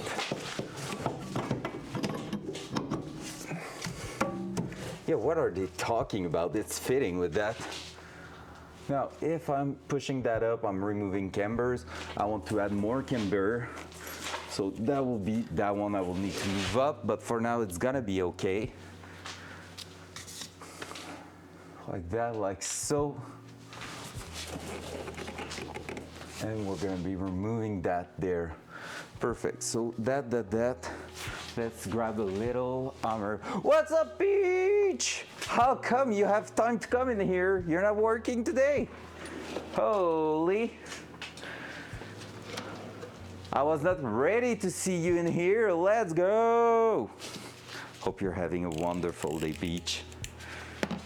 Hope you're doing amazing. All right, let me bring you a little bit closer, guys. There you go. Look at this beautiful part.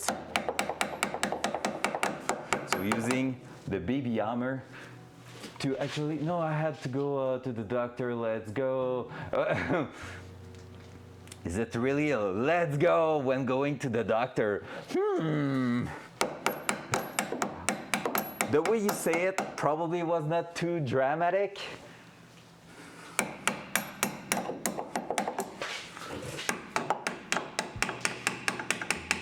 Probably was just for a small courtesy visit there.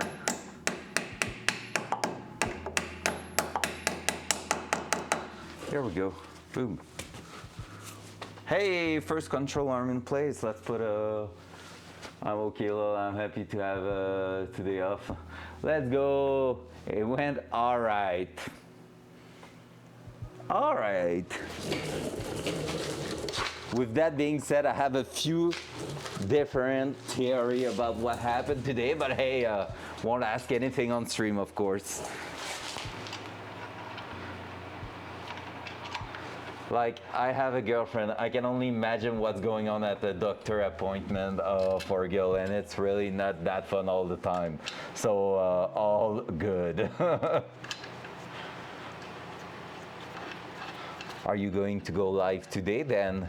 Because you said Wednesday last night, but are you planning to stream today at all, or taking that chill and not thinking about that too much?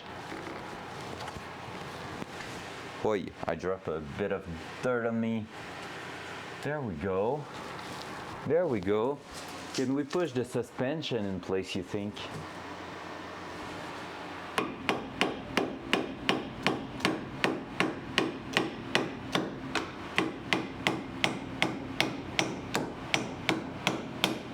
The OEM suspension is working really great. Oh, I think I know why. No, even that is working. Oh well. Oh, I knew it. I knew it. That's amazing. Anyone in here loving to watch Tarkov, make sure to follow Peach. She's an amazing person. Really good at Tarkov. Really entertaining. So take a look. Go follow her. You're going to have some great content for you guys. There you go. So we're going to be just putting that a bit more tight. Actually, we're gonna throw in here the second control arm, and then we're gonna tighten everything up, because that's gonna be just easier. Then the differential is gonna sit in there, but we have to install the rear mount right here first. So we're gonna take a look at this later, but hey, let's move like that. Actually, a bit more to the side like this.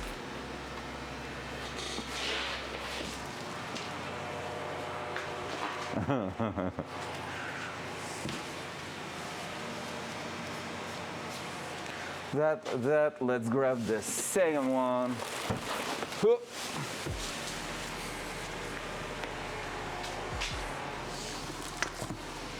It's so dusty. Just like if I've left those parts on the shelf for the last 8 months, impossible.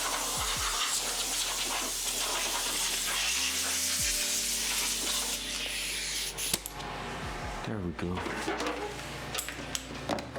There we freaking go.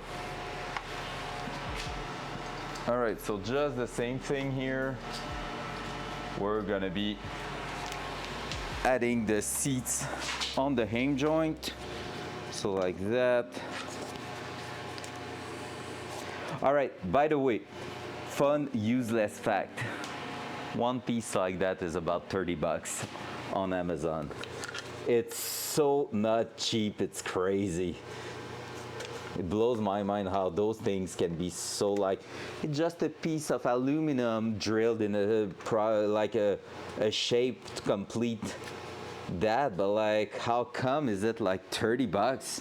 It's not worth 30 bucks of aluminum there. But hey, it's part of the game. But at least everything is included in that kit, so I don't have to really be worried about it.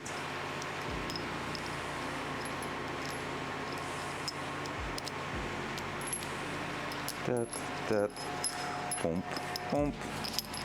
And now let's throw that inside the car. Whee! So right here, to put another aluminum machining, yeah. I get what you mean, at least, Medaldron, but yeah. I know, I mean, technically, and that's the thing, you have to keep in mind, guys, I'm often saying hey, yo, wait, side cam. Hey, thank you. Hey, there's my face. So basically, I'm sometimes I'm quite complaining about the price of stuff and everything, because I know those kind of stuff Can't be lasered, so has to be a still water jet or milled. Yeah, it's probably milled, those things. But like, I know that these parts, they are doing them like thousand and thousand and thousand of them. So that's why I'm complaining more about the price. But when you're asking me about this, I'm not even complaining, and that was not 30 bucks, I can tell you that. And the reason for that is that you have to keep in mind the first set they did did probably cost quite a lot in like supplies, material, man hours. Like, you have to pay those people, or if it's your own stuff, your own company, well, every hour you're putting in there, even if you're not charging it, you put so much time and effort to actually make it happen that it has to count at some point. And then after that, it's gonna start to get it's gonna start to get a bit more, cause I wanna say it, but like bring money to you, but like you're gonna earn money from it, but you have to repay all those hours. So usually it's where the price of these custom parts are going quite up, cause designing all of them is really, really hard. But other than that, honestly, like, there's parts like those aluminum things, I'm like, oh shit, that costs too much. But we have to keep in mind at all time, we are also paying for the hours that went behind it to design all of that, because otherwise no one will do it. Because what will be the point of actually doing something so crazy but that you cannot actually use properly? Well, what will be that to just use one of them? That's what I mean. Like, you don't really want to be just doing one custom kit and then not doing anything with it. You won't go through the trouble of designing something as intense as that then. At least that's what most of the people will say. I will be crazy enough to design a full custom kit, not gonna lie. I need the bolt.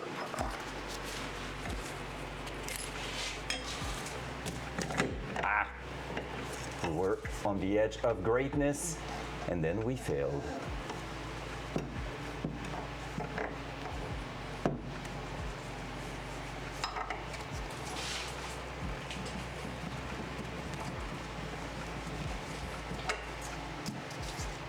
There we go. Hey, that one went straight in. That one, not so much.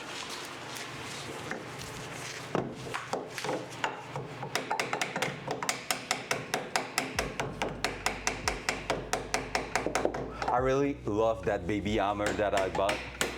It's so useful. All right, that seems to be a great way to do it. So both of them are adjusted the same way. Let's plug that. Just so it's not hanging down here.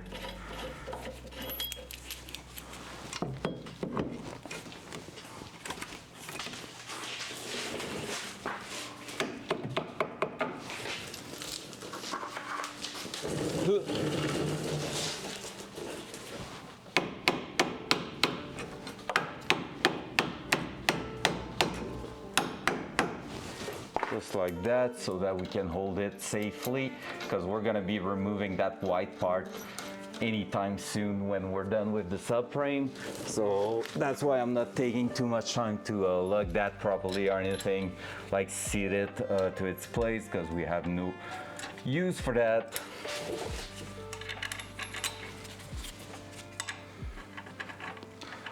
So I was talking about torquing all those things. I'm more concerned about the subframe bolts.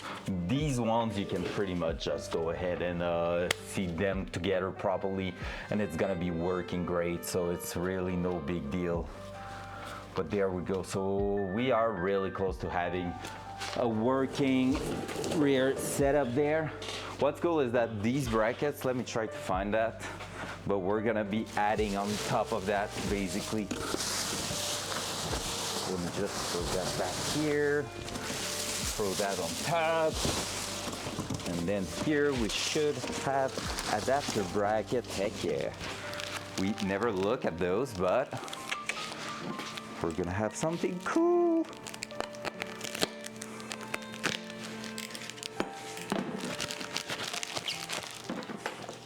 Dual side.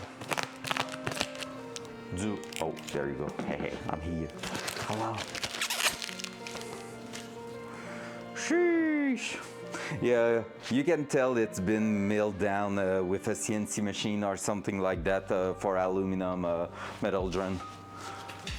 I can already see it right in here. Let me show you properly right when I finish releasing those.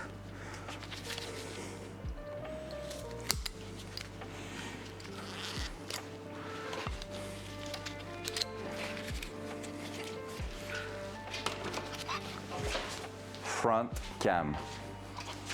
There you go. Look, you can see all the patterns on it. You can see all the machining patterns there.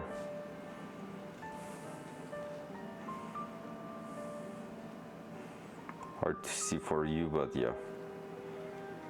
You can see it in the reflection there. Oh, there you go. So, what's up with that? Let's take a look.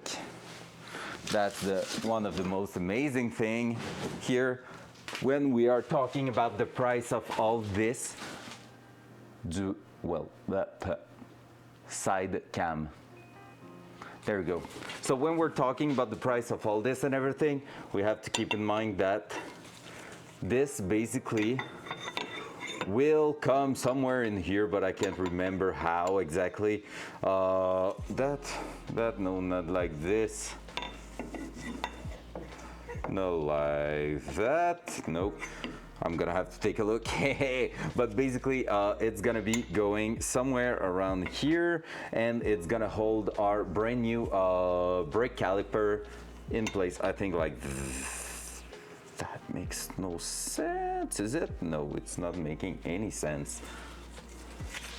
Like this, no. I have to figure out how.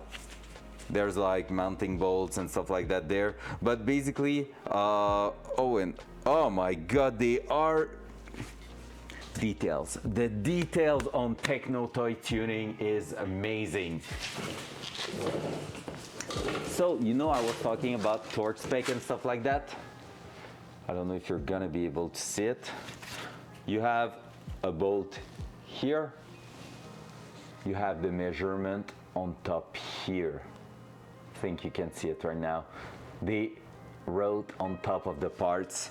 Every single bolt has their own specification for torquing that and making sure you're not stripping the aluminum threads and stuff like that. That's freaking cool. Honestly, I don't know if you realize, but that means you don't have to go every single time try to look for that thing over the internet. So that makes a lot of sense. Honestly, it's really, really cool. But yeah, basically it's gonna go, I feel like I've seen that on a different angle like that, but no, that doesn't make sense. I cannot line it up. Maybe with that on top. Oh, maybe something, yeah, something like that probably. That or like this. Actually, that's gonna be like this. So it's coming here and bolting with some bolts of the hub itself. So that's what's going on. I think it's that one like this actually. Is it? Maybe not, because that will mean that there. So probably something like that. And that means the caliper is gonna be clamping on top probably, but that's holding the bracket in place and everything, and we're gonna have everything there. So we have all the hardware for that kit pretty much to assemble at the back, but that's pretty amazing. Oh, I know what. You know what I'm doing wrong? I'm probably with the one from the wrong side, that's why. And I completely forgot where I dropped the other one. Lol. Let's drop that one there. In here, I just drop it back in the crate. I'm probably just on the wrong side here, so that's probably going, yep, like that, just like so, boom. and then I'm just gonna be torquing that, and we're gonna see how the rest is going to assemble itself. That's amazing. I love beautiful golden parts. I think you can tell from now. After such a long time working on stuff here. So that is 19. Yes, let's grab a 19 mil ratchet. We're gonna be going on and tightening those those little shiny thing.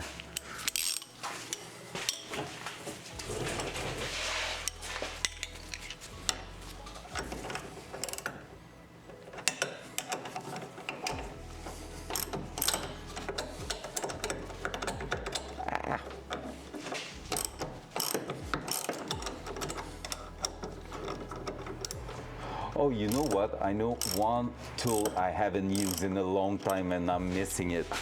Let me try it again. I don't know if it's gonna be strong enough for that thing, but I really wanna try it. Because I bought it thinking it was the most amazing thing and haven't been using it for so long.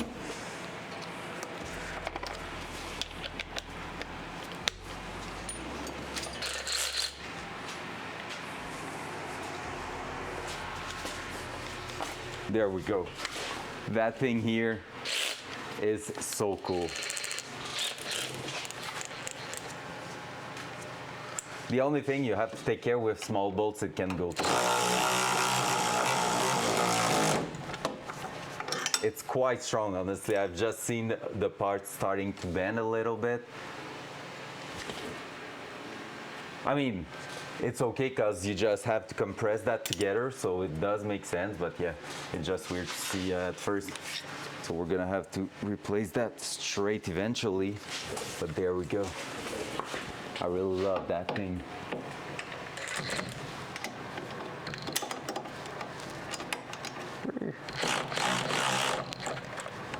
Boy.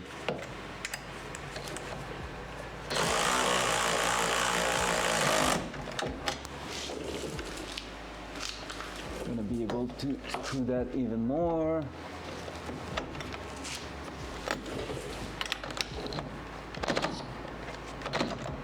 And if you don't have enough power in it, you can use it as a ratchet, it's okay.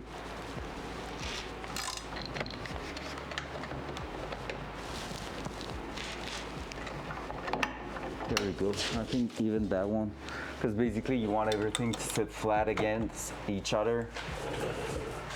Just like that.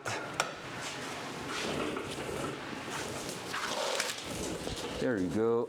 And there we go.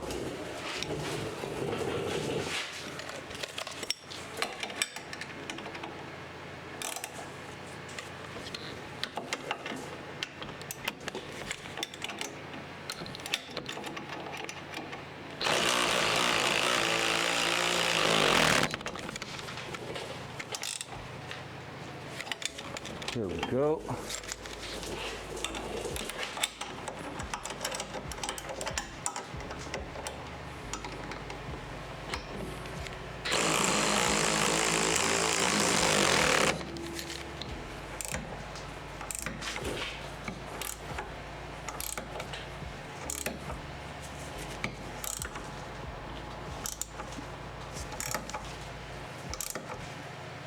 There we go. Super tight. So now that can rotate on those, but it cannot rotate too much because of the suspension. Hey, we're doing great right now. Honestly, it's really going amazing. So we won't be able, you like ratchet sound? Sometimes I'm always afraid they are too loud, but it's perfect if you like it. So basically here we are pretty much good to go with all that. We have brackets and stuff we're gonna have to figure out later on. But for now, we could go either with the actual sway bar, which we haven't done at the front, but that would be cool to do, honestly. Because basically we just need to use the clamps, clamp the sway bar in place and everything, and then we can go ahead do that and then start working on the suspension, our suspension will be actually easier with no sway bar connected, probably. Let's take a look. Let's take a little look.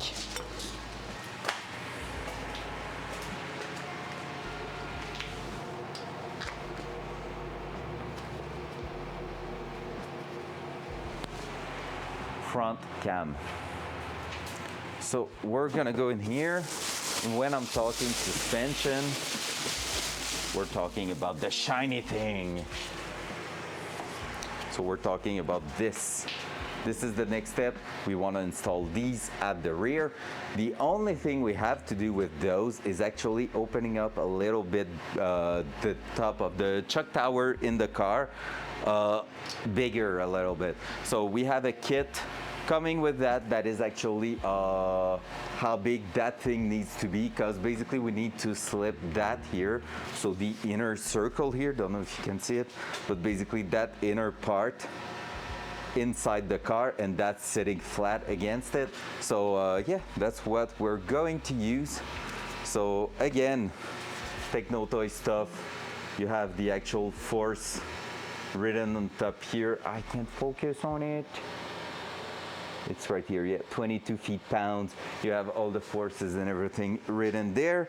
So of course, we're not going to adjust really a lot of that. The only thing I'm going to adjust is actually the helper spring, that I'm gonna give a bit of loose on it, because I feel like it's wrong to keep it fully compressed.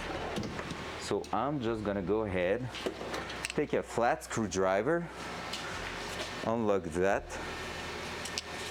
and actually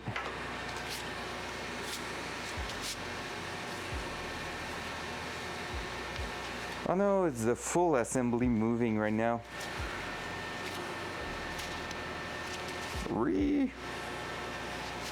There we go.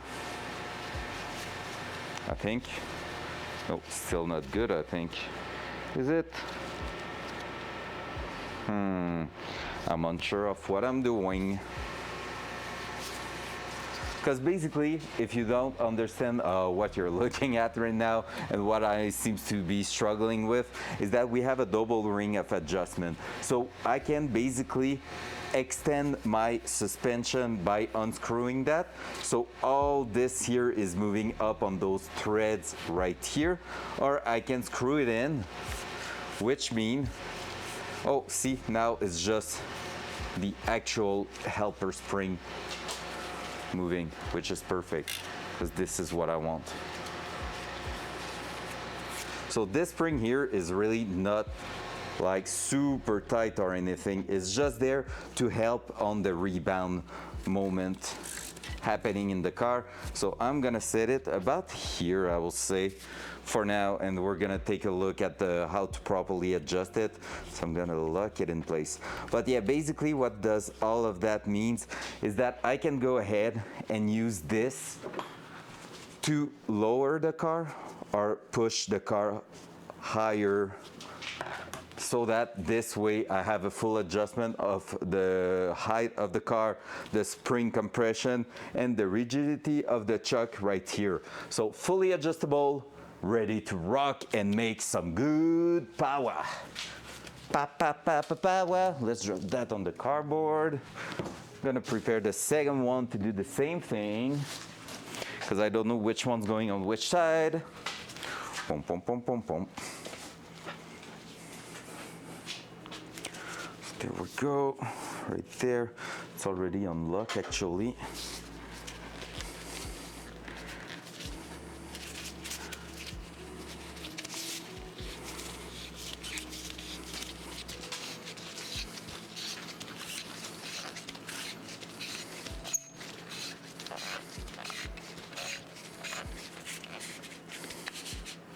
So yeah, we're gonna have to take a look and make sure we are having a good setup for the height and everything, but for now we're just going to put that on an approximative position, so this way There you go. We have the helper spring doing a bit of job there, and that actually being the coil spring that will prevent the suspension from smashing on the ground. Now, let's take a look if there's any stuff written in here or in the actual kit there. Because they say they provide a template and stuff, and I have seen nothing yet with that. So I know they provide the tool to open up the top. They say it's supposed to be a 15-minute job.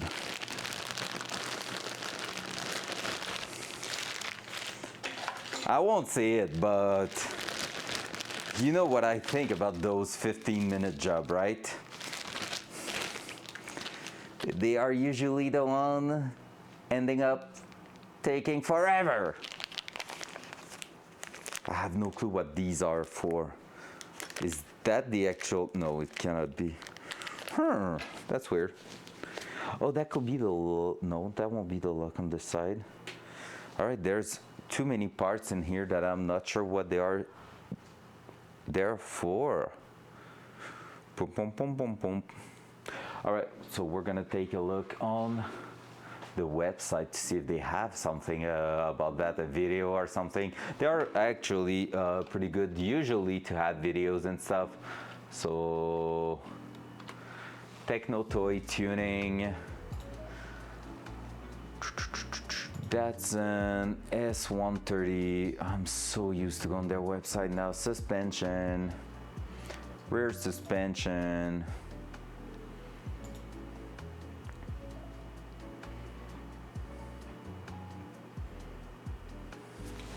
These are almost a direct bolt-on the 280ZX. We'll need the strut mount hole open up from 1.3 inches to 1.5. A whole and center guide is included with the rear coilovers to make it a 15-minute job. So I have a template guide somewhere in all those boxes over there. Technically, apparently. So let's do that.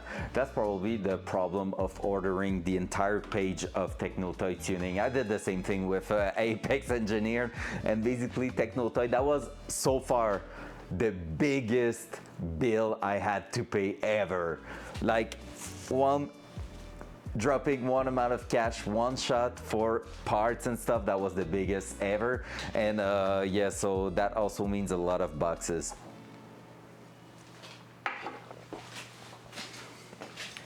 So you're gonna come with me, all of you. Yay! Woohoo!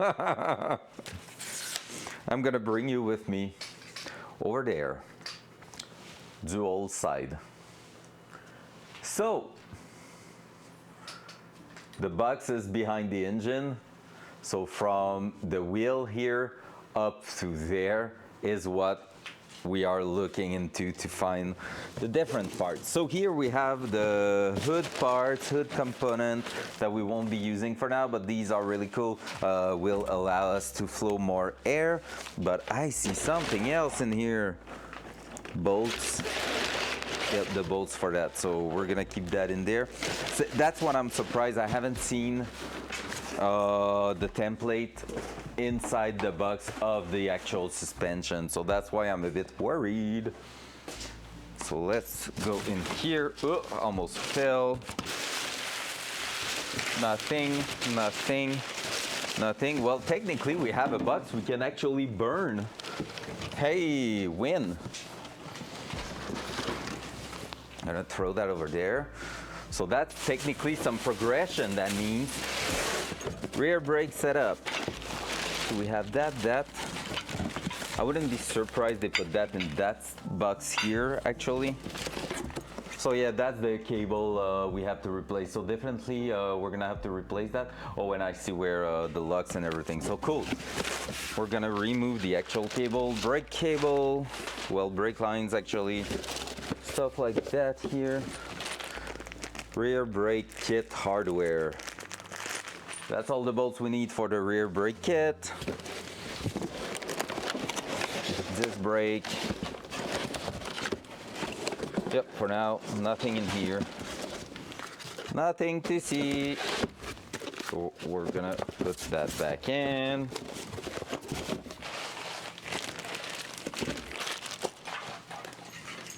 We're already eating in that 15 minutes job just because of the packaging here. So nothing in there. Is it maybe not my brand new parts? I need to look where I'm actually walking. All right, close that one. What's in here? What's that? Oh, adapter bracket for the front. Fair.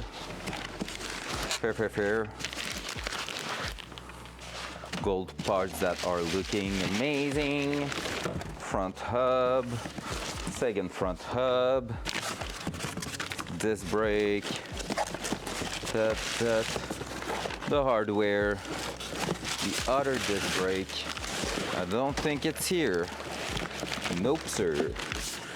All right, throwing that all back in there in a mess, because that's what I love to do. So that's all the front brake setup, which makes sense. Which are going to leave us with actually that here. So that's the box where the coilovers were. Absolutely nothing in there. Let's make sure didn't fall anywhere. So if we're completing the assembly today, it should be a second box ready to burn.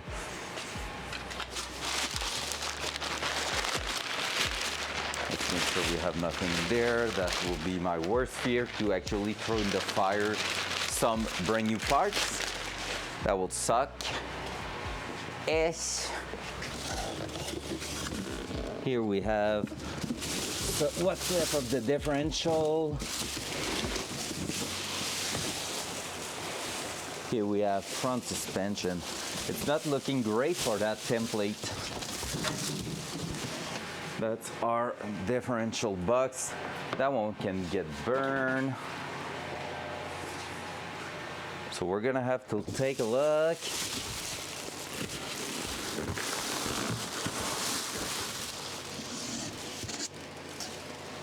Yep, I don't see what will be the template. The only thing I can guess, because basically, if I'm taking a look at this, we have what's used to actually open up the hole.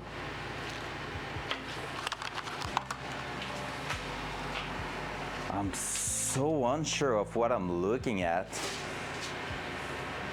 or actually what I'm looking for. It makes kind of no sense. And I don't remember throwing that away, or on the side, or in another box. So yeah, we're gonna take a look over on the internet. Front cam. Front cam. Front cam. Thank you. When the heater is going on, it's not super happy with my accent. All right, Techno Toy Tuning 280 ZX rear suspension template.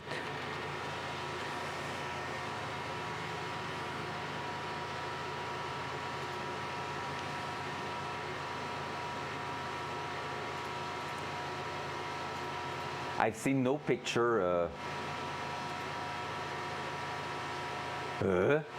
What are you talking about, you stupid French guy?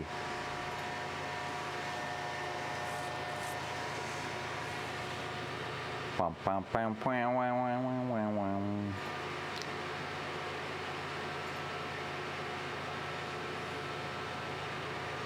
Oh, that's so beautiful. I've seen some beautiful shit there.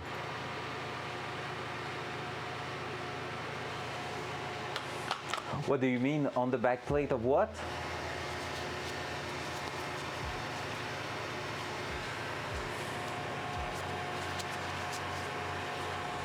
Oh, this. Je me souviens. I remember.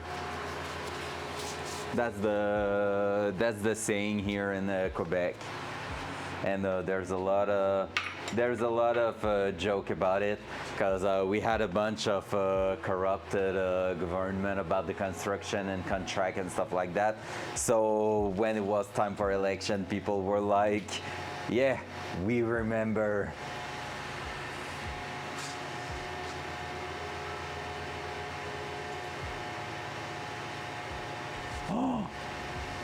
All right, we might have. Okay. Let me check quickly. But we might have. Oh no! Don't tell me you're doing the front suspension.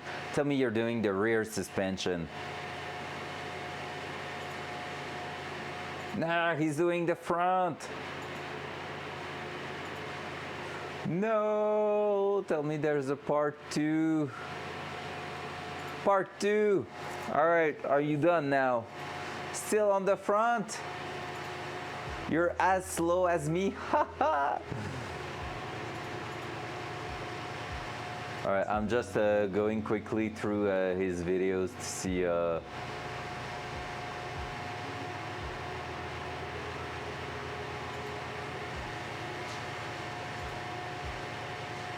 Playlist. Do you have? No, he doesn't have a playlist done for the 280 ZX he was working on. I think he don't own the car anymore. He doesn't own it anymore. Oh, that was a 944. Yeah, Porsche. All right, I'm just on the guy's drive along, roll out and send. Okay, no, that's not what I'm looking for. I'm looking for the rear suspension setup. I don't know what I'm supposed to be looking for. T3 rear coil over template 280 ZX.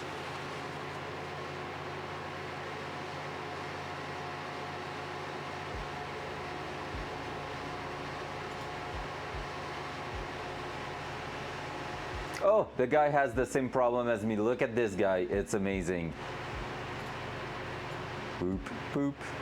Look, just like me, so many boxes. I can tell you how much it cost him.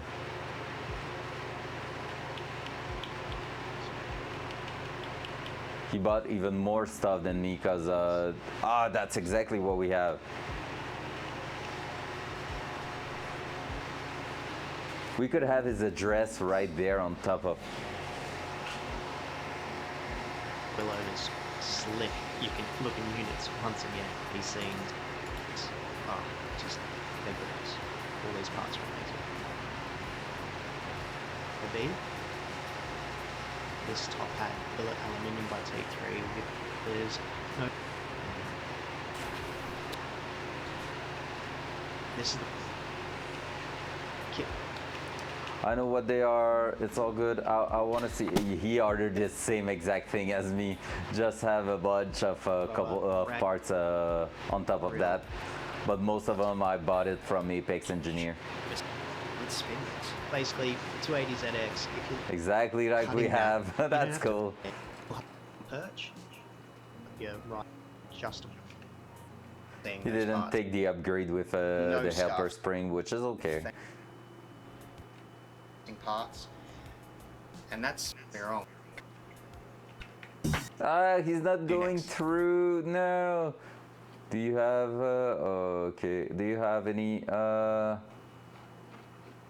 videos there? Videos installing. Tell me you are actually installing them. That will be amazing. You will be basically the hero here. Oh, cutover install. Rear cutover install. Let's go!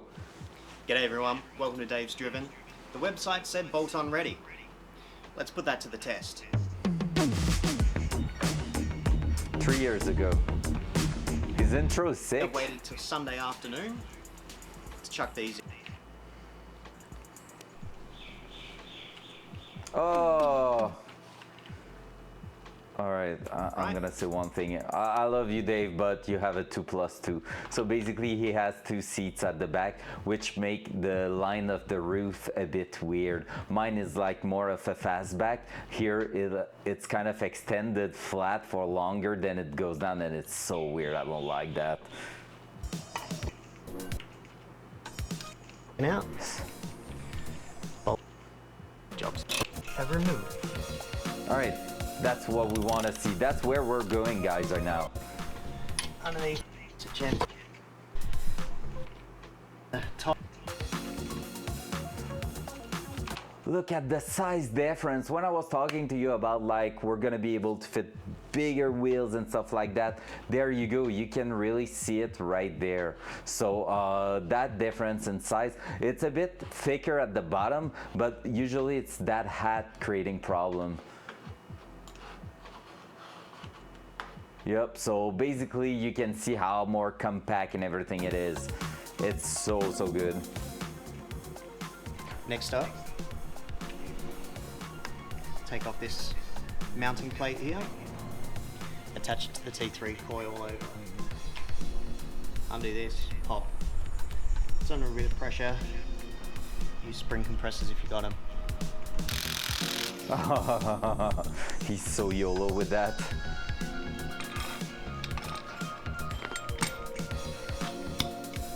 Attach that to the top of the coilover, and you're away.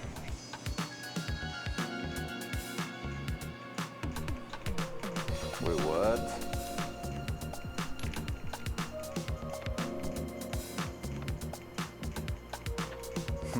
I was not expecting that.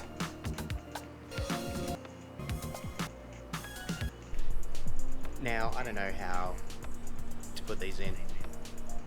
And kind of slotting them in. Tin. I think you did a mistake.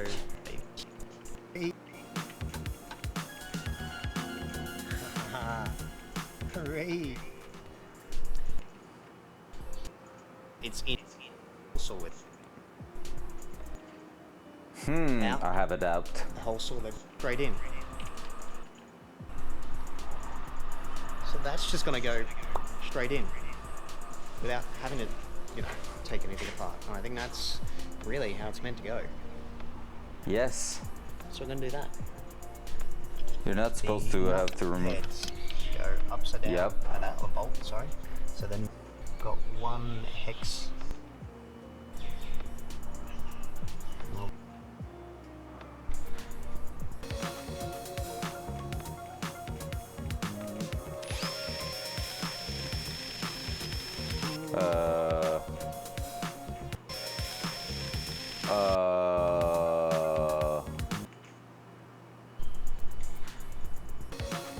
No?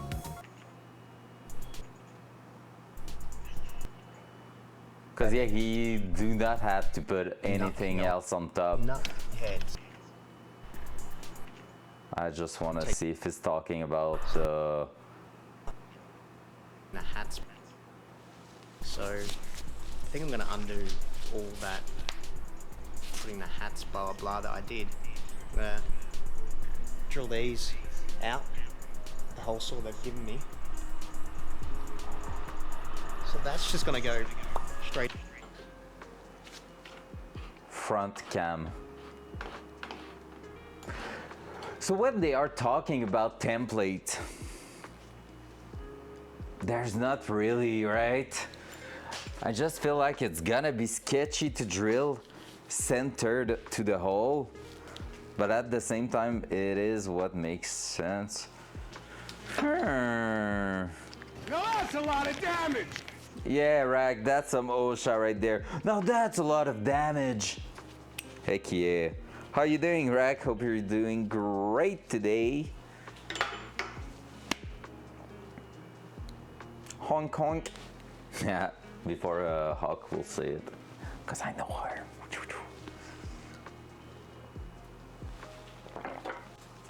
So, let's go ahead and let's take a look at that. We're gonna drop the car a little bit and we're gonna take a look at the rear suspension setup. Doing good, nice, sounds great. Yeah, you cannot remove a cat if it's doing it slow over there, right? When it's something great, Rack, we did some good progression today so far. Mr. Rack the Goose. Point. Dual side. There you go. Rear subframe and control arms are in place, and we are going on to the actual coilovers right now. So coilovers are laying on the ground right here. So we're gonna throw that. We were looking actually because the website says we are providing a template to help you drill the hole on top, because basically you're supposed to get a template and be able to drill that center to the mounting hole to increase it from 1.3 to 1.5 inches, and basically there's nothing provided, so just the actual hole saw. And we just watched a dude do the exact same thing on the internet, and I don't think there's anything provided at all. So he had nothing on his side too, I guess. There's nothing in the boxes. I've looked all at the box I had from them. So YOLO. How many clicks? 8. There are 8 clicks on the side of them, and I have well, coilovers, so everything like adjustable springs, and I have a helper spring also on at the bottom of it. So gonna have to take a look how to adjust all that. But yeah, helper spring plus the coil spring that are some decent rate. I need to. You think 6? I put them at 3 for now. 4 actually. One is at 3, one is at 4. Just to like put that in there, and anything I'm gonna let it be soft a little bit. But yeah, usually 6 should be a good start. 3/4 up there, see like on the more rigid part of it how it feels, and then readjust that depending on the rebound and everything and what we have on the track. But yeah, I'm not too worried about that, to be fair. For now, I just need to put the car together. We're gonna do that fine-tuning later on, hopefully. So let's bring you a little bit further back, like so, and we're gonna be doing that. Ow. I need to stop hitting them with my feet. That will be great if I want them to stay good looking. I'm not watching while I'm walking, so you know, doing stupid things. So much stuff in my way. There we go. That. So right now the OEM chucks are in there, but just mounted temporarily to hold the control arms in the air. So the plan is to get them out of there once and for all. I realized this morning I didn't have the proper size of socket to remove the spindle from the old control arms. So we're gonna take a look at that later on. It should be there tomorrow actually. So that shouldn't be too much of a big deal.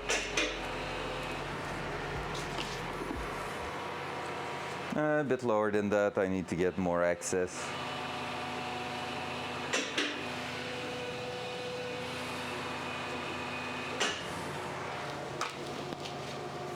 Pump, pump, pump, pump. There we go. So we're gonna go straight ahead, remove the cap on top here. So that's where we have to go, and we're gonna try to figure out how to center the hole we're gonna be drilling in there. But first of all, let's just remove the top mount, which seems to be 17 mil. Let's confirm that with an appropriate socket.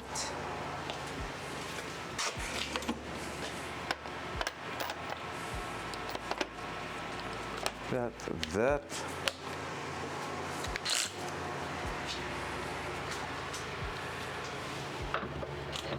Heck yeah.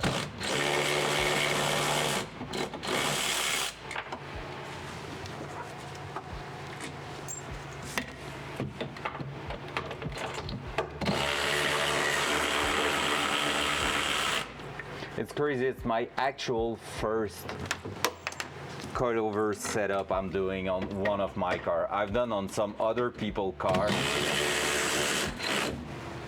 but never ever on mine. That was my jeans getting destroyed. But yeah, never ever have I done a coilover setup on my stuff.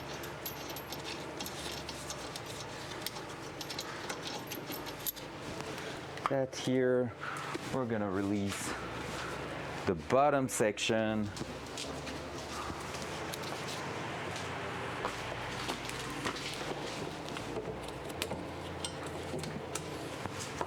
Like so. I have enough threads there. Yep. So I'm gonna be smashing the side of the chuck.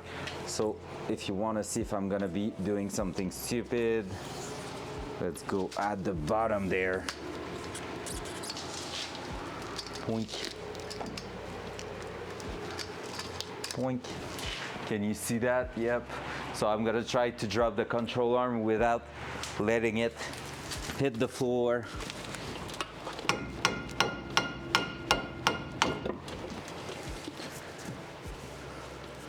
That should be good. And now that thing, I'm gonna try to remove that one now without letting it drop on the floor. There we go.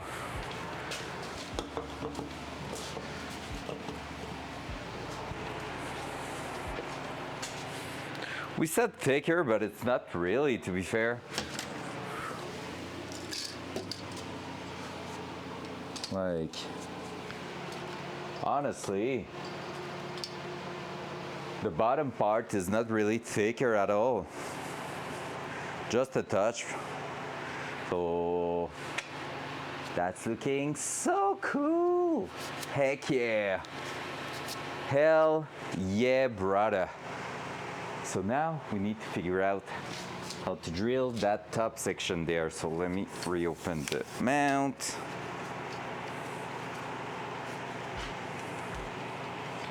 Like so. So what we need to do from here is to actually open. What?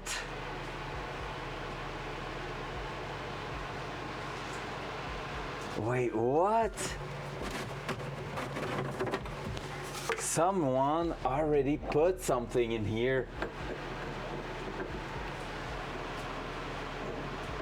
It already has been drilled. There ain't no way. But there was never any coilovers as far as I know on that car.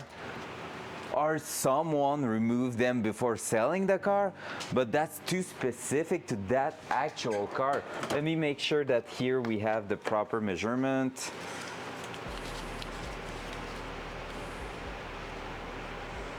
So 37 mil, that seems pretty good. Let me transfer that to inches to make sure. Yo, 37 mil, 2 inch, almost 1.5.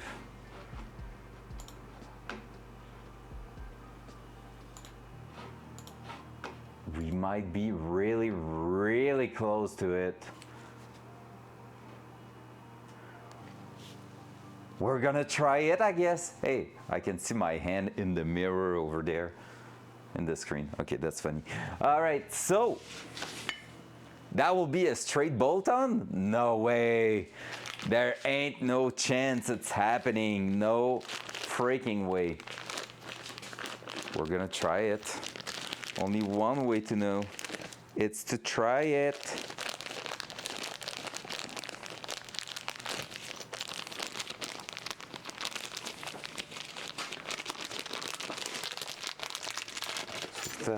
That.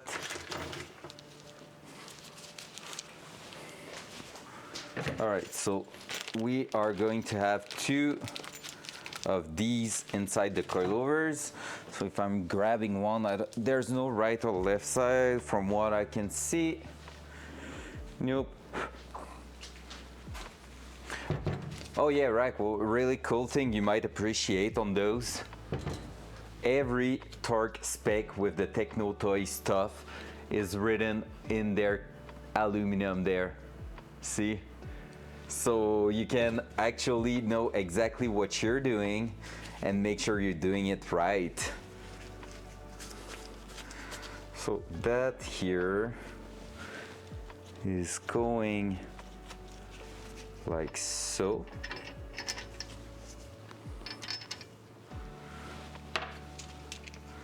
That one here on the other side. That might be just a bit tricky to push that up. Should be good.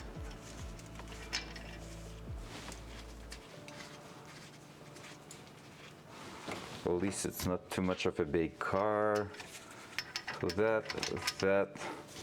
Let's try to throw that in there.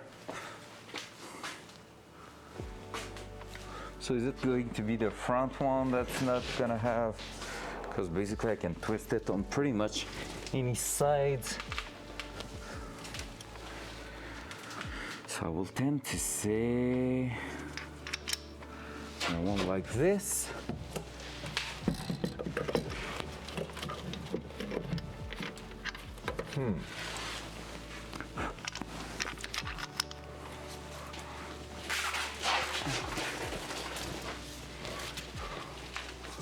All right, so we just need to find out. Why do you want me to break your arm so What's up, badly? Micah? You don't understand. You don't understand because you don't understand liberty. You don't understand freedom. Freedom. And you put a crack in my arm like a crack in the Liberty Bell. You hear me? How are you doing, amazing mountain man? And I just dropped a bolt. All right, their setup here is not that amazing, so can I just, no, that won't work.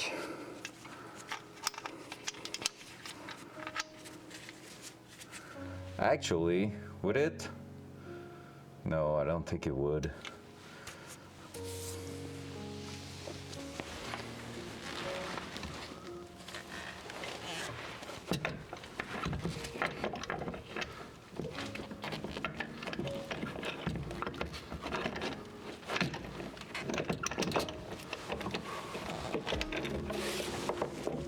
And now how do I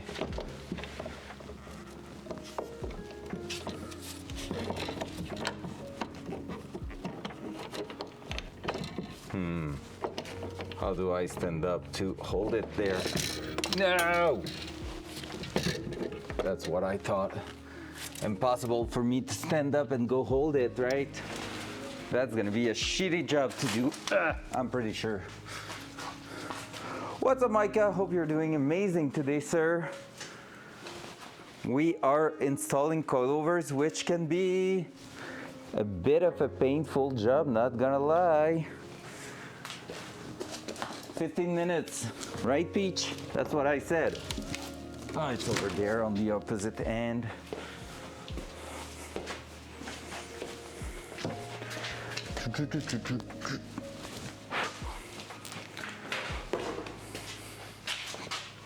I really need to start to be worried about what I'm doing there. All right. So, scene one take 1011. I don't know what is worse, coilovers or bag swapping. Both are level 1 15-minute job cake. Well, the website says it's a 15-minute job to swap them, but yeah. The only thing I'm a bit like not happy about, I love the design of those. I just don't like how you put that in here and it's not holding at all. Like if that could be actually holding, that will be fantastic. Part of me just want to throw a piece of tape on the side there. Actually, I could. Electric tape to make it just stay right where it should stay and leave that like falling at the bottom so I can just take it out right after. Let me try that.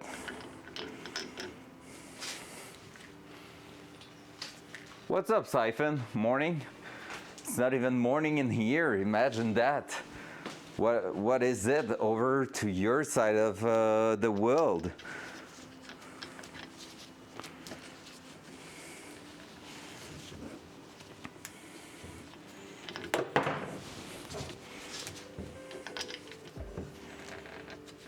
Like that.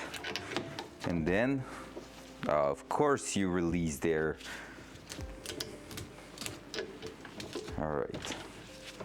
Let me redo it. I'm not going to get mad. I'm gonna stay happy.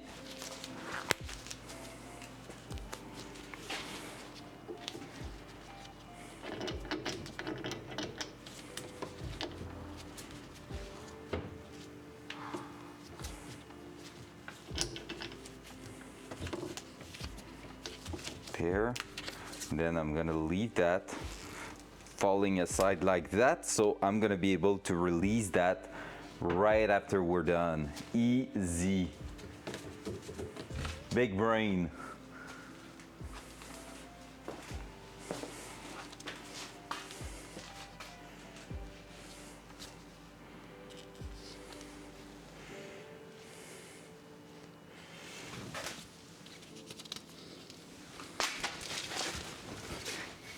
So if I had to guess, my guess will be that.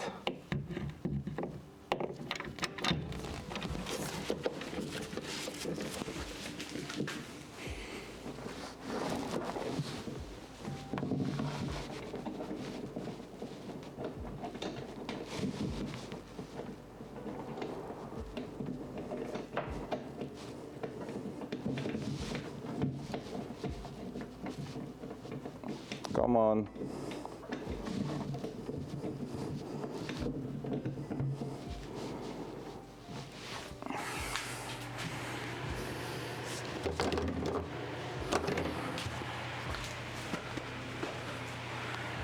And where did I put the other nut going on top there? Right here.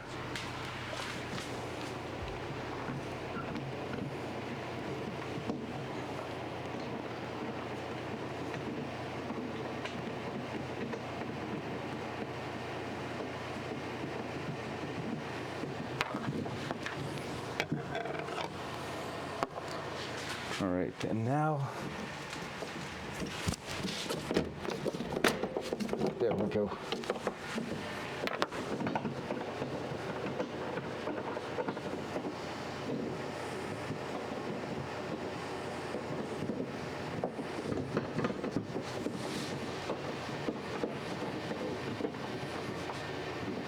There we go. Bolt-on fit. Already planned for that. And now the last one is the Holland key one. Let's go! What's that emote? It's so cool. Crayon time.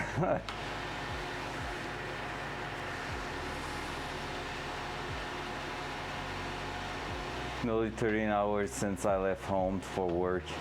Welcome to everyday life of Hulk.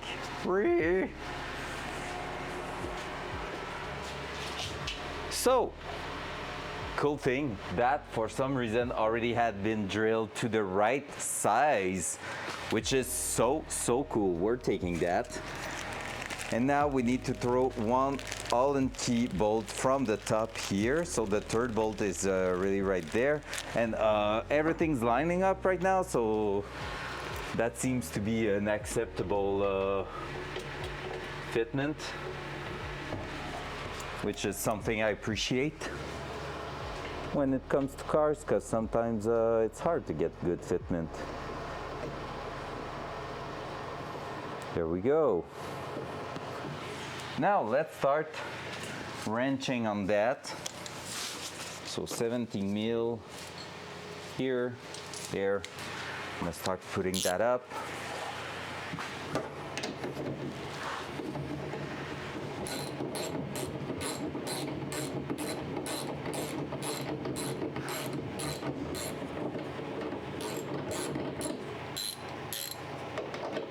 That's not the right size for those ones.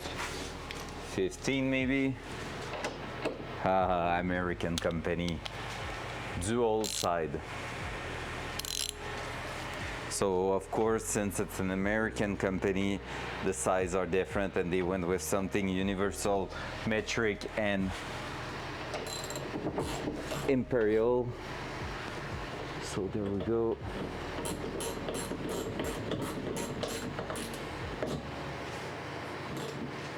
There we go. And now we're gonna take a look for Allen key fitting on top there. It should be, I guess, that one maybe. Or absolutely not. I need to find a better kit of Allen key. I'm missing so many sizes in that one. So I'm always cheating with that. Stop ripping my jeans. Persistent pays out. What should be the one Allen key you're missing? It's always siphon. It's always. So I'm replacing that with a Torx because basically the Torx goes in every corner. And it's acting just like an Allen key basically, but I need to order a better kit of Allen key socket. Like I think I just have the Imperial one or the metric one, I'm not sure, and that's why I'm having so much trouble with it. There we go. Gonna have to torque all that, but first of all, let's make sure underneath the car everything's plugged also. Turn that down a little bit. Let's throw that in here. And now we're going underneath the car. Are we? Oh, we can't wait actually to lift the car back up to plug that together. That will be even better. So we're gonna go straight ahead and move there and do that one. It's so cool to install my coilovers for the first time, my own very own coilover setup.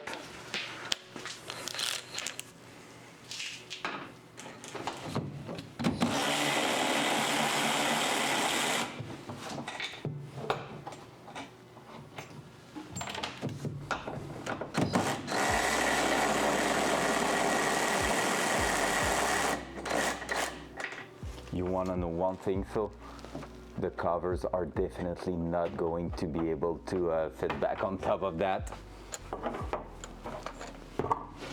Of course they won't be fitting there. Let's do that. I'm gonna remove the bottom part there.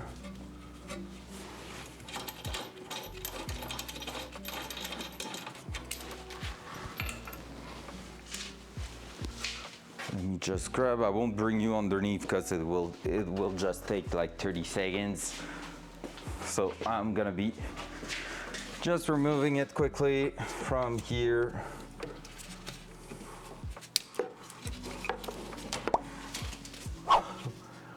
What's up, War Turtle? That was a nice sound again.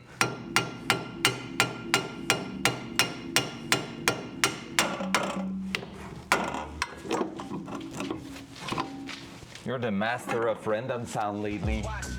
My metal goes bang. Wanna bang.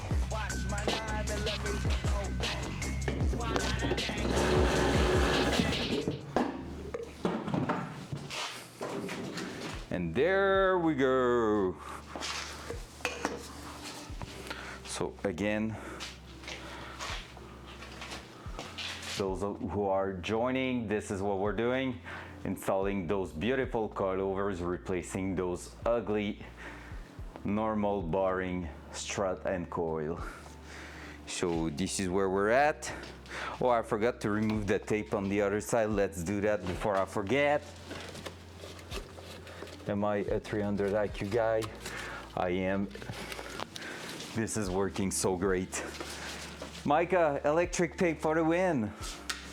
Heck yeah. There you go. So basically, let's do the exact same setup here.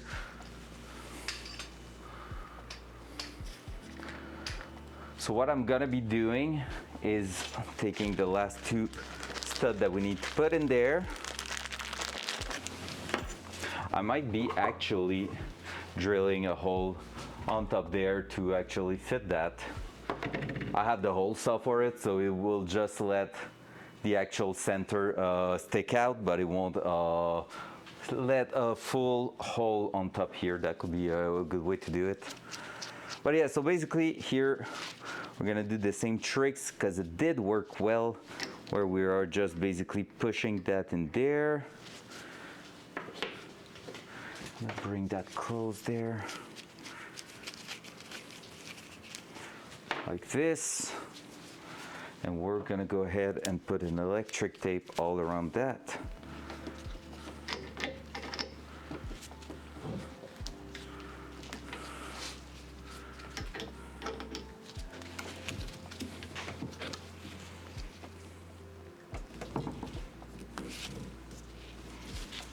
And just let a big part of it falling to the bottom. So this way, we're gonna install that. It won't move too much, and so it won't move too much. And when I'm gonna be done installing, I'm just gonna take that like from the bottom and remove it. So it's gonna be sick. So let's throw that in place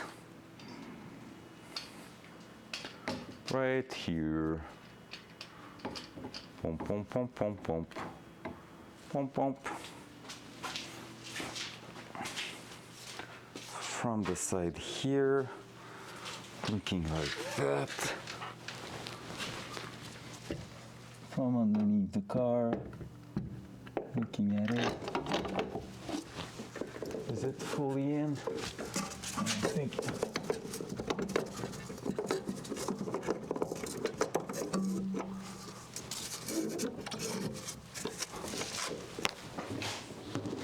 Oh yes, it is. Oh, I just need to grab. I got them. Easy, not even hard. Hugging the car. I'm just doing a big hug to the car.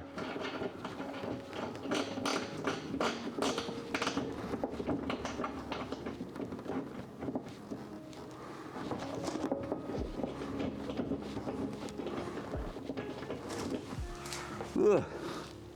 Heck yeah. So basically everything's fitting well.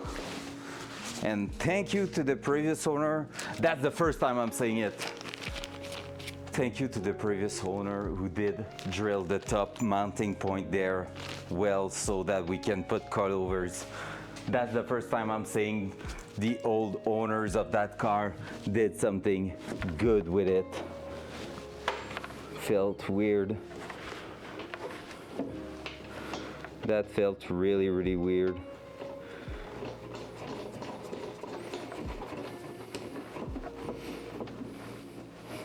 There we go.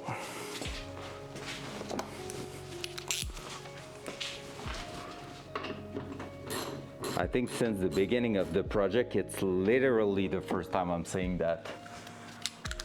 I feel like everything else was really, really bad, poorly done.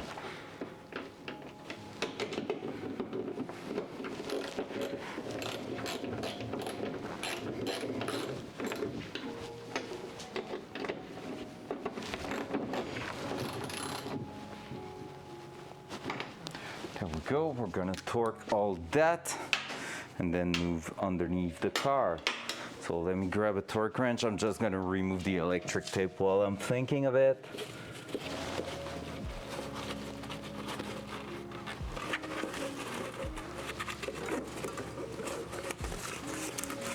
There you go, easy.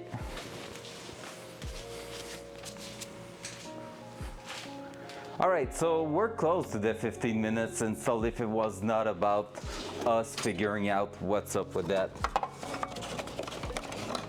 So 22 feet-pounds.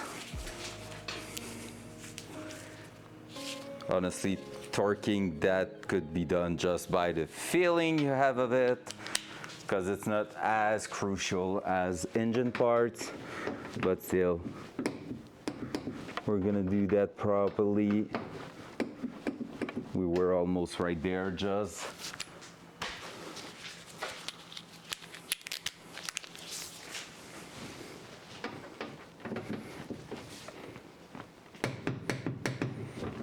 See, easy. And we're gonna torque the other side there.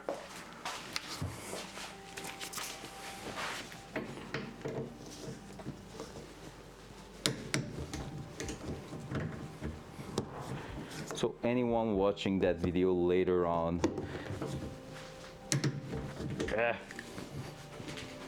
might think like, oh shit, he didn't drill. I think the drilling would have been YOLO. We're trying to put that centered. There's no really other way to do it, I feel like, so yeah.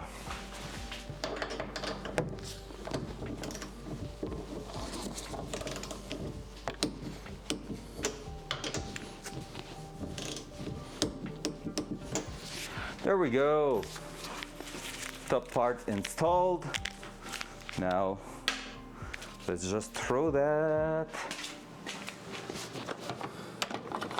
high in the air, and we're gonna take a look at underneath the car again. Boom.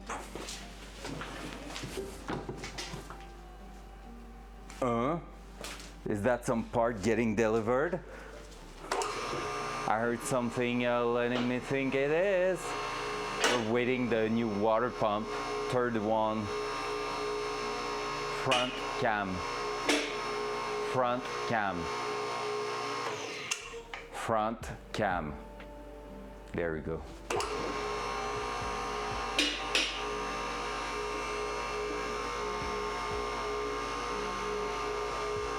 I've done that just for you, Rack. I know you love it when I have trouble switching the cam.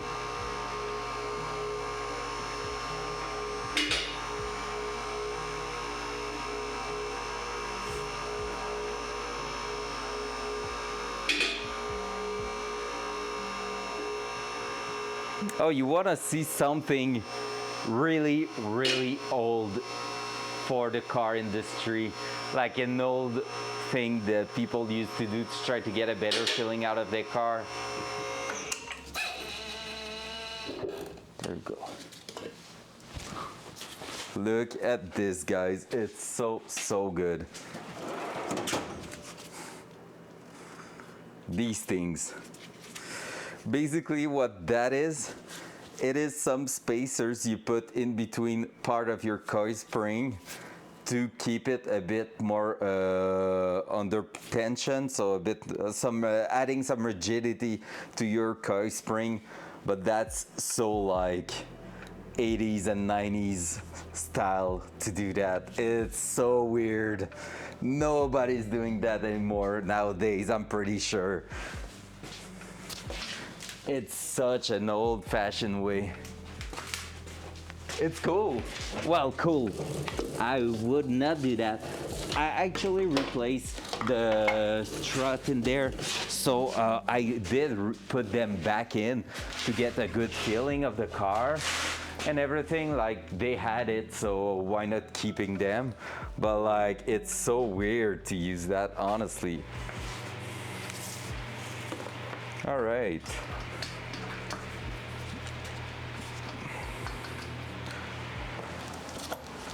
Dual side. There you go. So, idea right here is to actually connect the control arm here to that. So we're just gonna go like this. Nothing's adjusted lengthwise, and like I haven't like tightened everything perfectly. So we're just gonna put that together. I think I'm gonna throw a bit of anti-seize on top here. I just feel like it's tempted to rust a little bit. So just gonna make sure it's not rusting inside.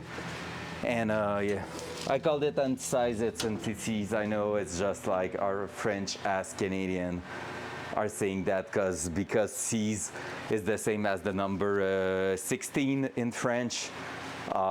People just rename it anti-seize au lieu instead of NTCs. That I'm gonna bring one towel also to wash it before putting it in there.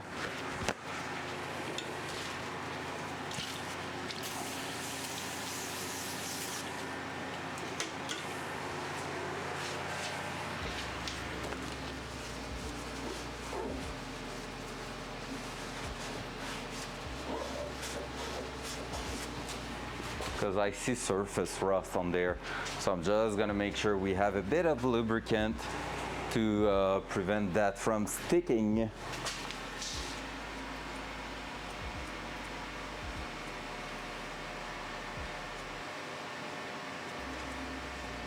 A greasy lubricant.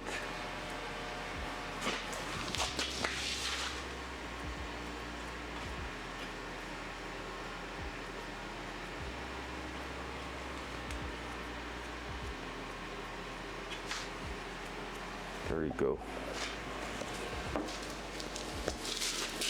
That way we should have a good result with that.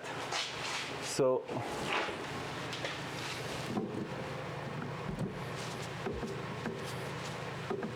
here we go. Let's grab the baby hammer again and smash it in place.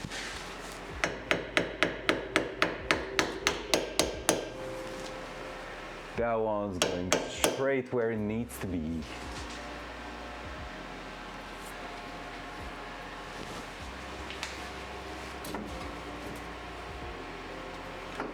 So that pointing this way, yep. That has no choice but to be that, because the adjustment is supposed to be. Wait a second. We have a reference on the Apex Engineered website. We're gonna take a look. Maybe Rack, you can answer me on that. I have the feeling the adjustment needs to be towards the wheel, but could it be actually looking at the back so you can adjust it just by laying under the car without removing the wheel? Which makes kind of a lot of sense in my head.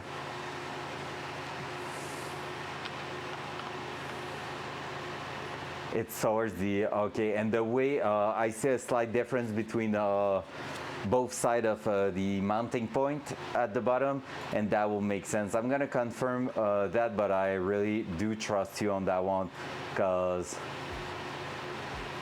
yeah, towards the rear, I already seen that, but that one I know, well, obviously it's gonna be on this way or the other. But yeah, basically, let me check. Right here, yep. So I was about to mount that wrong. And basically what gave me a hint is that it has a bit more of a bevel in this than on this side. So it's a bit like more slim on this side. So yeah, that makes quite a lot of sense.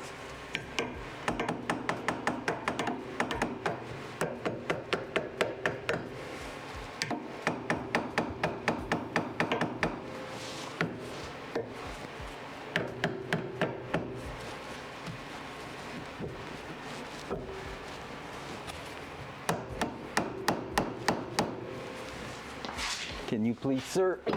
Ow.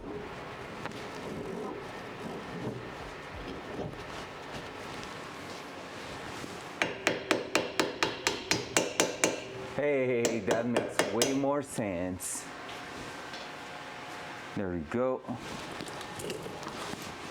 Because I know you don't have to remove the wheel to actually get that on to adjust it, so that was not making a lot of sense at first.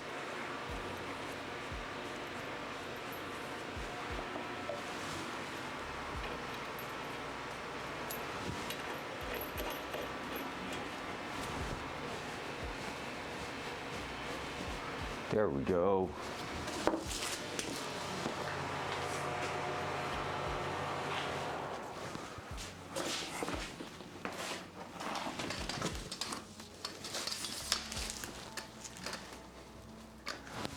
both sides. There we go, we're gonna do the same thing there. So let me grab, it's over there, let me grab the antices and that baby hammer. That. No, put that here, put that there. I'm gonna grab the towel with a bit of brake cleaner on it. Clean the edge there.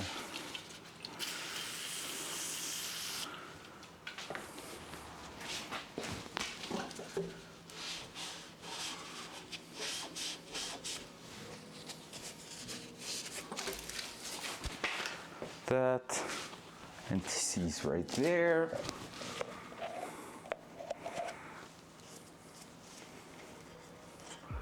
It's so cool to see it come together like that. I feel like we're doing so much progression in the last few weeks toward the actual goal.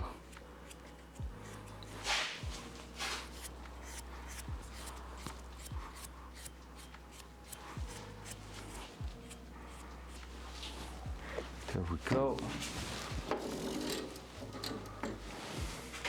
There we go.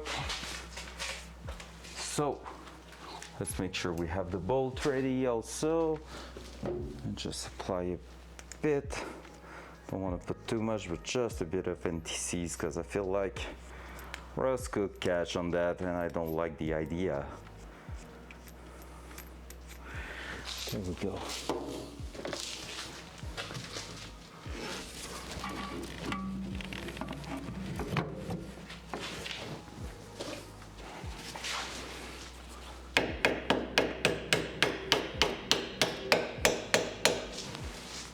That's sitting in place, throwing that big bolt with the washer and everything that was coming with it. And there we go. Now we just need to torque that. So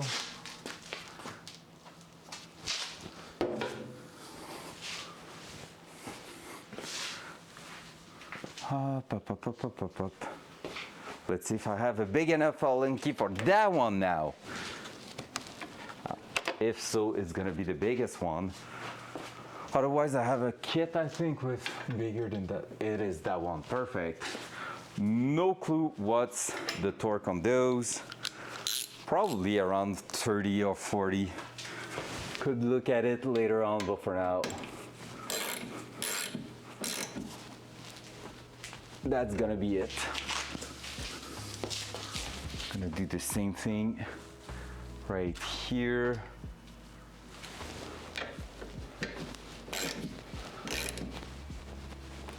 There we go. Bam. Well, that is awesome. Coilovers, check. At the rear. We're missing the front one. But there we go. How cool is that?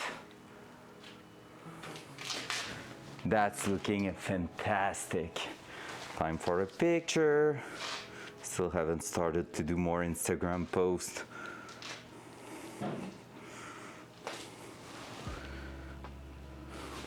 Let me try to grab a nice looking picture there.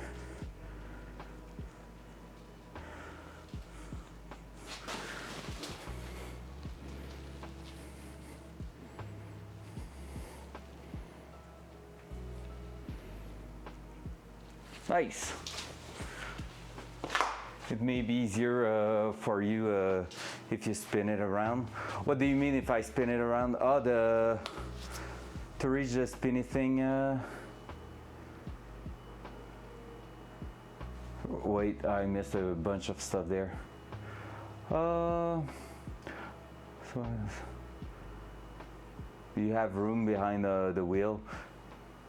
I mean, the only thing is when I'm looking on their website, it's really pointing towards there. So that's gonna be a good question because yes, here it's really hard to reach. I get what you mean, like that heat shield there is making it a bit annoying to reach, to actually change the rebound there, the valve adjustment. So, but the thing is, I see a difference in how this is assembled here. Like there's, let me try to show it to you. There's the difference between the thickness on this side and the thickness on this side. So I'm not sure I can actually spin it around. Best I could do would be to actually cut that. I'm gonna see when I'm gonna put the exhaust system together. What's up, Jacobson? Hey, welcome back. Hope you're doing amazing. Welcome back. We're installing some super pretty parts. Shiny, gold, red, some blue, some gray. We're doing something cool with that little car. Is that just a colored socket that can move? What you mean? The center? I don't think so. I think it's really merged with the bushing and everything. It cannot move back and forth, that's for sure. Yeah, no, I cannot like spin it around or anything. I cannot do, it's not really moving at all or doing anything. I don't see any possible adjustment or play with it. It's really molded like this. No, it doesn't. It's really a fixed bushing at the bottom. Yeah, it's not like a ball joint. I know what you mean because my BMW has those kind of bushing with kind of a ball joint in the middle, but not those one like old vintage car. So it's really just a slip on that bar here, and it's moving only up and down. So yep. Yep. So yeah, I will probably take a look and try to cut that sheet of metal here a little bit more, because anyway, my mufflers shouldn't be, well, I say shouldn't, but it's hard to tell. But I'm thinking about making the exhaust get out right here at the back. So the muffler should be around here and not as close as the wheel and everything as it was before, because the previous one was such a massive unit. It was crazy. So yeah, and there's some really weird hanger in here that we're gonna have to take a look at. So yeah, we're gonna see that eventually, but all the heat shield and stuff like that here, we're gonna take a look at that for sure, because they could actually get removed if I'm doing a Cerakote or anything similar on the car. I need to take a look still, Rack, at the ceramic coating I was talking to you in the around New York. Sheesh! Oakfan 727. Sheardix 100. Sparkling Heart Cœur étincelant. Oh, she said both! That's so good. Oh, because you wrote it there. Sparkling Heart Cœur étincelant. Love it. What's up, Rack, with the 100? Thanks for the beaties, guys. Sheardix 100. Rack the Goose Honk. Rack the Goose Honk. Honk. It's so good. That was an excellent one, the one you just did there, Hawk. Thank you so much, guys, for the beaties. What's going on? Why the hype train? 1928. Sheardix 84. Oh, you love the French girl, right? You love that French saying there. Thank you so much, guys, for the hype train right there. Holy. By the way, if you have Prime, anyone in here, don't forget to use it. Super appreciated if you're not already subbed to the channel, just because we're trying to get a really hard to get milestone, which is 100 sub on the channel, which never happened before. So that will be amazing. Honestly, don't forget to use your Prime. That will be so cool. So thank you so much, Hawk, Rack, and Siphon for the beaties, and more on top of that, the hype train. So that's amazing. You are some wonderful people. Rakethus is looking for more power for the last 2 months. La honk. La honk. Let's go. What's up, Rack? Thank you so much for the Prime. Really appreciate that, honestly. I didn't know you had a Prime laying around over there. See? Be like Rack. He has a Prime. Someone tells him, hey, don't forget to use it. He used the Prime. be like Rack. That's a good way to do it. Free subs with the Prime, don't forget about it. Thank you so much, Rack. I really do appreciate that, and also all the tips and all the questions and stuff you're asking in here to make sure I'm doing the best out of that card. That's really appreciated. Heck yeah, Only Cow, that's excellent. That's what we want to see.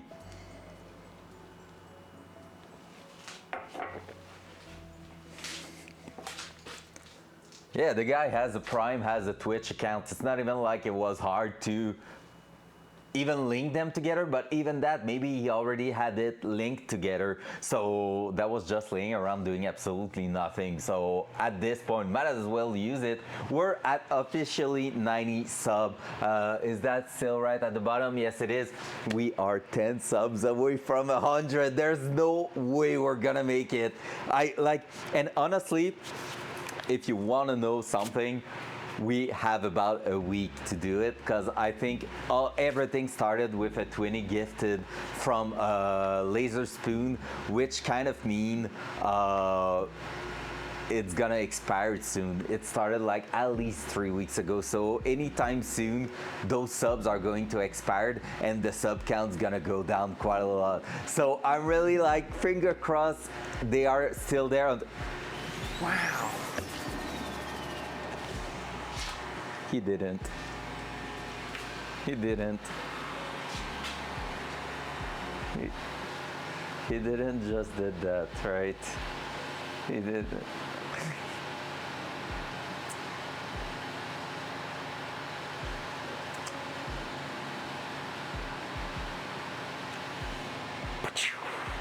A good old dab for that. Oh my god, Rag.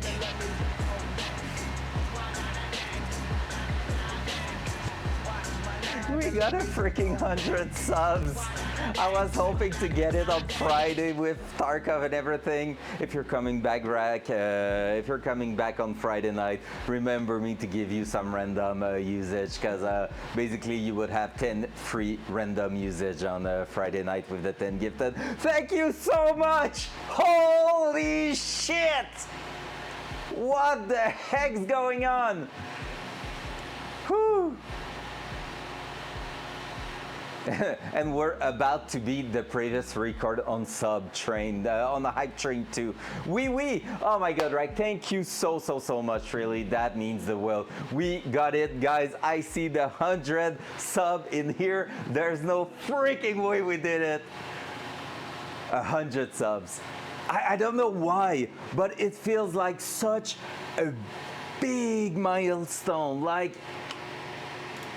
I had for the last 9 months an average of 25 to 30 subs. When I took about a month of break around Christmas, like 2 weeks before, 2 weeks after Christmas, because Christmas is crazy for most of us, like family, stuff like that, gift to prepare. So yeah, so like the time in family school, the preparation for Christmas sucks. And basically I took a month of break, and when I come back I was at 18, 20. We're 3 months later in March and we hit 100 subs. That's mental, and I just know, I think I'm okay. I didn't like put some dirt on my forehead, but honestly, holy crap, thank you so much, guys. I love you all. I love you all so much. I'm so happy to do that, and so I feel so privileged to actually have the chance to work on that car in my garage with people in here. Holy crap, let's keep going. Sheesh. I just have like the biggest smile right now. I just can't stop. Thank you so much, Hawk. How would you say sparkling heart, my lovely friends, in French? Cœur étincelant, mon cher ami.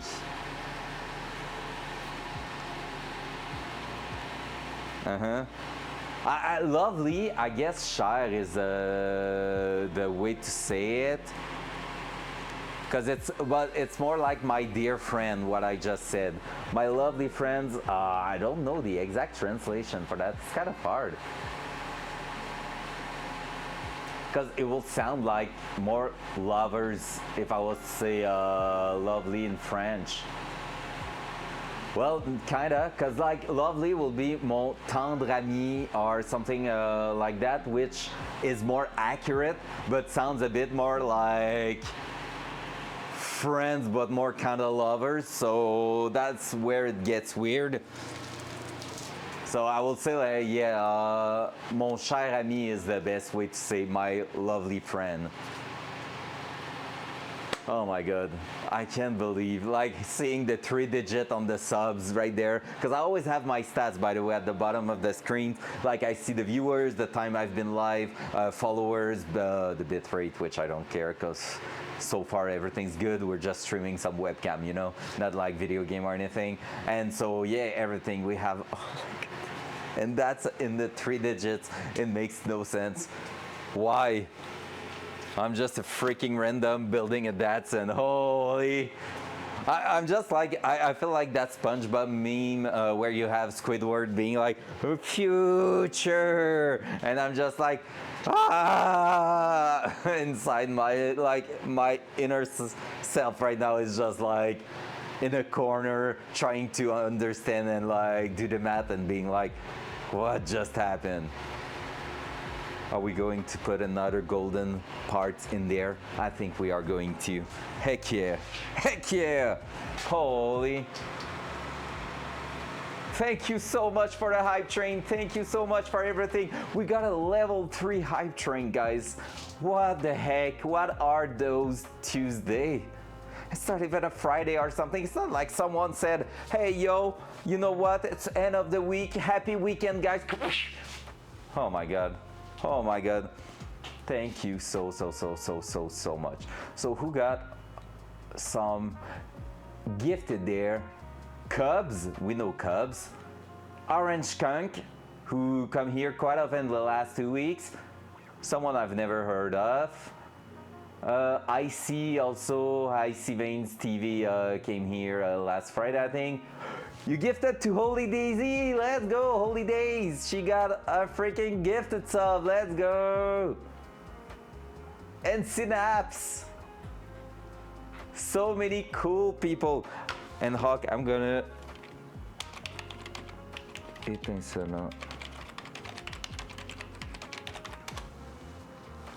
There you go, that's the way you write what you asked me in French. All right, let's keep going, right? Let's keep going. Dual side. Dual side. Thank you, camera. There we go. You see that big bolt in the center? That's exactly where we're going. So basically, we're gonna throw a bunch of NTCs on top of that too, because it tends to get a bit rusty, not too bad, but just a touch. So that's gonna be where the actual differential is gonna be holding to. Right now, I'm just wondering, I don't think we're gonna throw the actual differential back in place just yet. And the reason for that, I need to find a new bolt at the rear, first of all. Second of all, I cannot remove the cover once it's pinned in here. So might as well wait for the new bolts for the rear cover to come by and get everything done properly.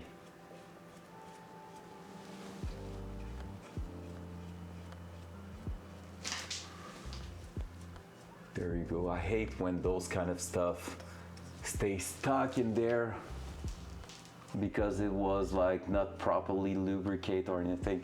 So that will just prevent it from putting some rust in the inside and make it impossible to remove in the future. That's gonna be quite near actually, so it shouldn't be too much of a problem, but still, let's make it perfect. Just going to put a small amount on the other side. Future! What's up, chef? Let's go! Hope you're doing amazing today. So many wonderful people in here. Is there... let me check one thing. There's probably a side when you look at it. And I would say the side is probably the one the more flush at the bottom. Maybe, maybe not. Who knows? Because it's not tapered, the top one there. That's gonna be an interesting one. You know, when I said a bit of rust, I think there's already a little bit inside that.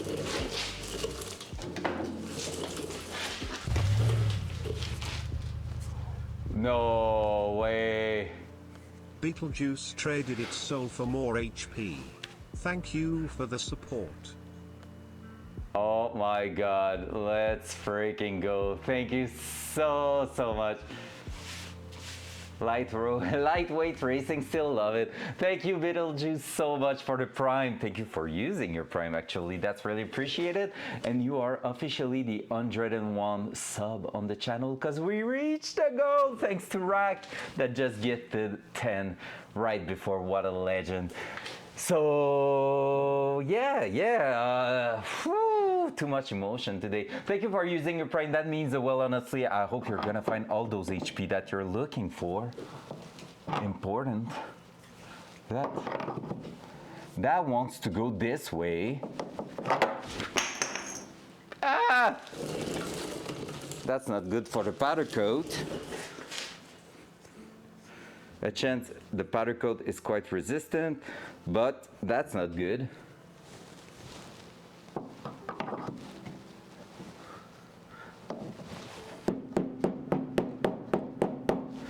It's supposed to fit perfectly in there, but guess what? It is kind of not going straight in there.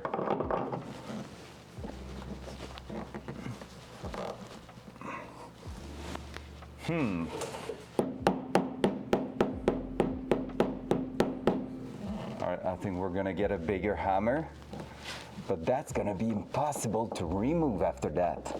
Holy.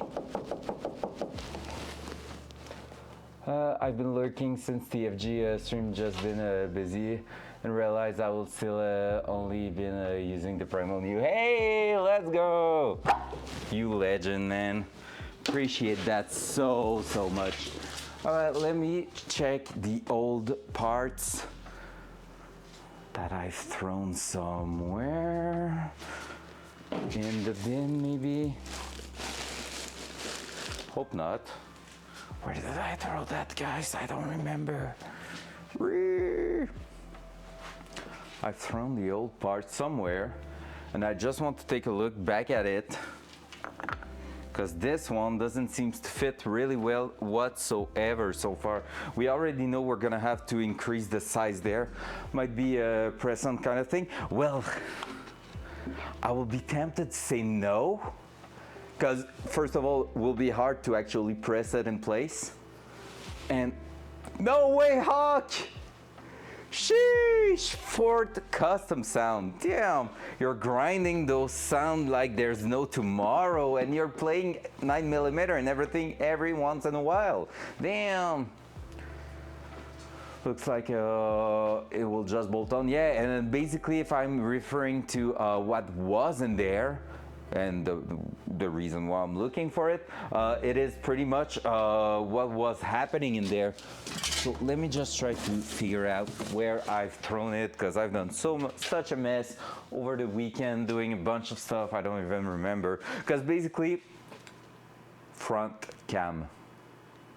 Basically, we have a plate like this that was pressed, that was actually pressing, and you have the nut at the bottom. So that here will come basically like this, and that will press against the car. So it's making the sandwich with the car and everything, which is also how the subframe at the front is put in place. So if you do the math, should be pretty much the same.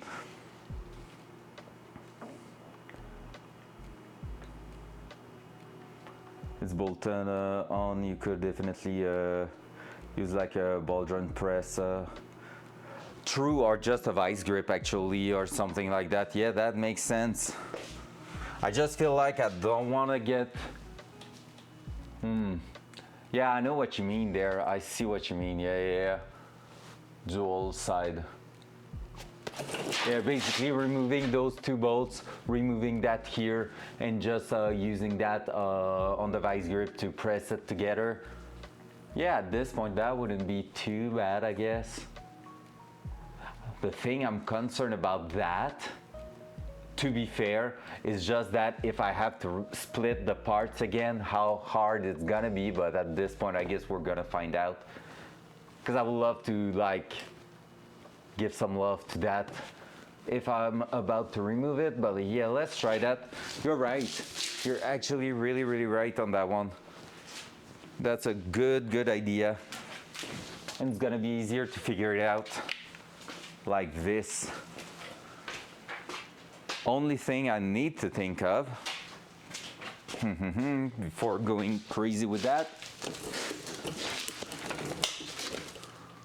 Yeah, the only thing I need to think of, am I going to be able to bolt that back? If these bolts are coming out, nah, that's the tricks. Except maybe if we're putting that on the side and then smashing it back like this at the end. That could work, because basically here I won't have the space, so I will need to put that this way, then after that spin it on the right side.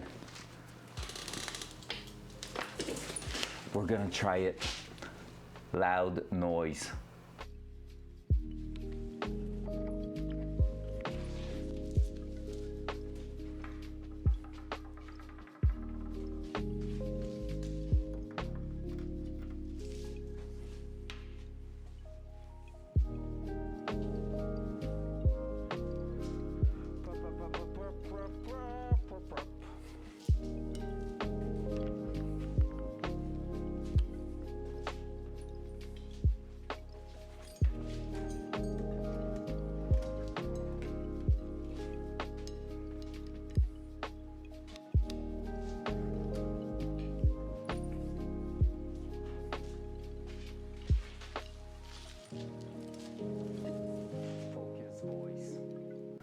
All right, first thing first, I'm gonna try it with the breaker bar, just to make sure.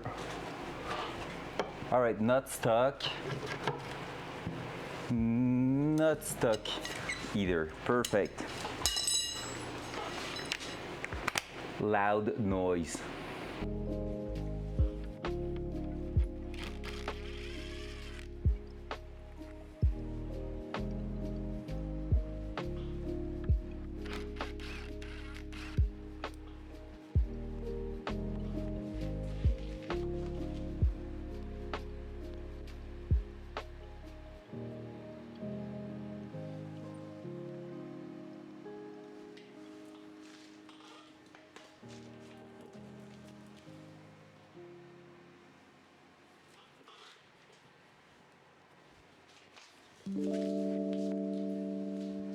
Focus voice. All right, that one, I'm not sure how these are going to go. They seem a bit crunchy. So it's like some studs going in. So yeah, it's basically probably a part that slides in and gets bolted there. They look so rusty. 17 is kind of loose, and I'm pretty sure a 16 won't work.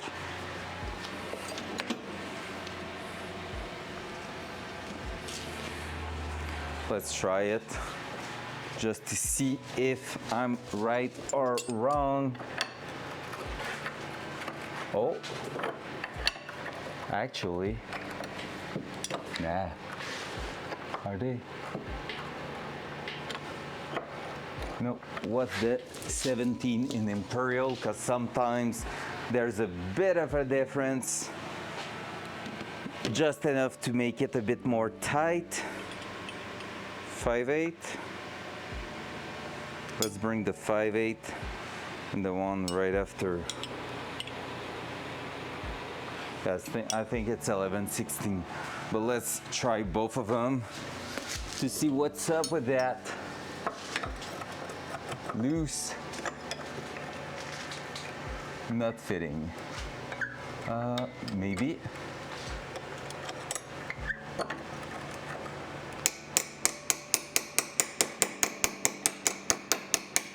not fitting. All right.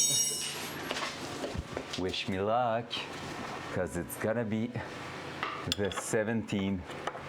But look how much play I have. It's gonna strip for sure. Ow. I just hit my nose because it got loose. Ow. I just hit myself hard. Did I break my nose? No, I didn't. Of course not. All right, so 16, not doing it. 17, I mean. So what else?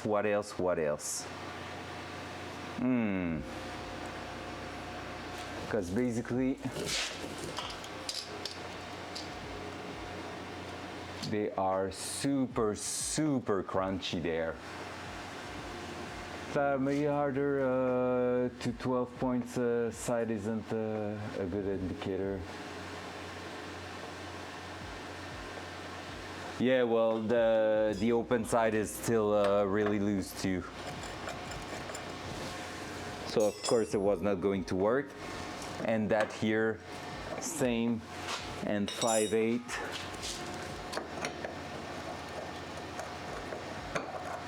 Not going on top. So I'm gonna try with sockets just to see. Yeah, they are super crunchy. These ones are not going to be fun. I can already tell you that.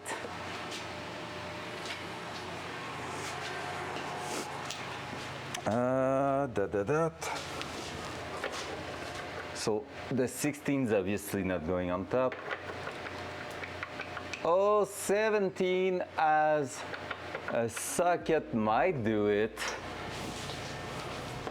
We might get lucky with that. Let me grab the proper one. And you know what? Let's... Was that hammer the wrong one on and replace the nut? Yeah. The nuts are going to be replaced for sure. I need a bunch of nuts for the differential. But you know what? Let me do one thing first.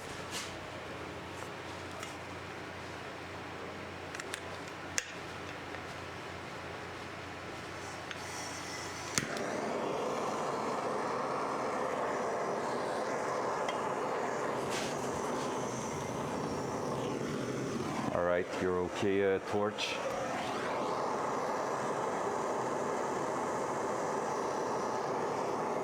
We're gonna give ourselves the biggest chance.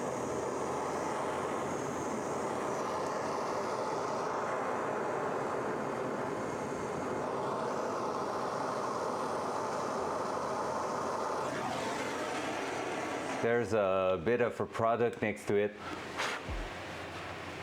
So I don't think we're... Oh no, she found it. Oh no, no, no. I don't think we're gonna be able to heat it that much, but hey. Oh, we have something there. Yes. All right, next one, please. Tell me you don't have to be heating up. Oh, yes. So they are crunchy, but they are going. Heck yeah, baby. All right, Hawk, is everything on this card already? If so, I'm gonna have to do that tonight. I have so much shit to do tonight, holy.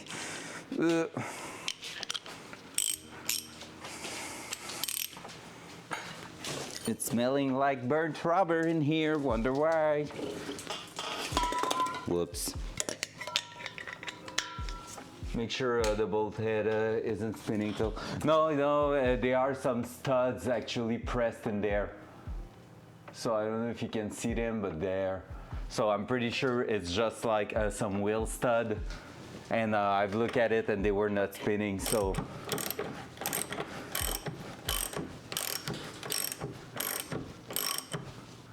It's funny how it's going dark, bright.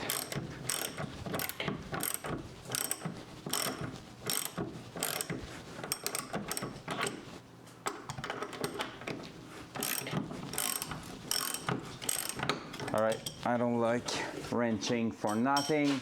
So let's grab the good tools. I'm surprised those came free that easy.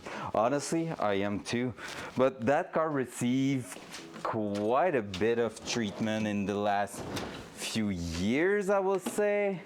But still, I'm quite surprised, not gonna lie. That and that's not going there, but there. Where's my 17 long socket with my, oh, did I forget to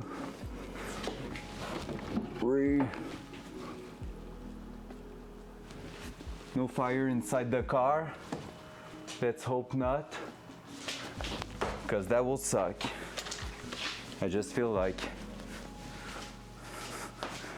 I'm stressed because I've actually thrown that 17. You think I'm gonna like it? We're gonna see that later tonight.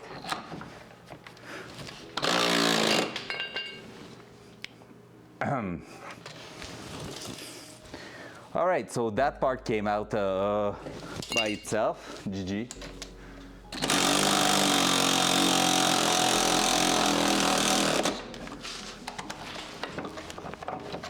And these ones are getting stuck at the end there. All right, now I would like to keep the camera there, but you are in my way, chat, so I'm gonna have to put you a little bit further back if I want to be able to see what's going on. So that's still good. All right, I think the top part there is gonna be a bit of a pain in the ass.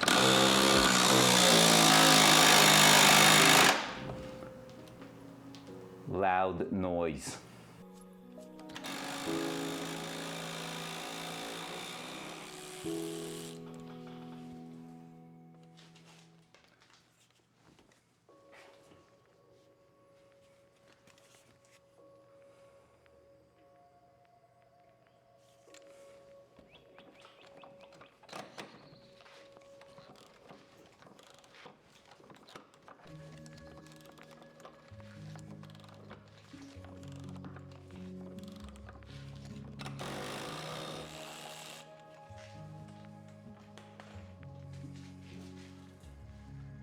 Voice.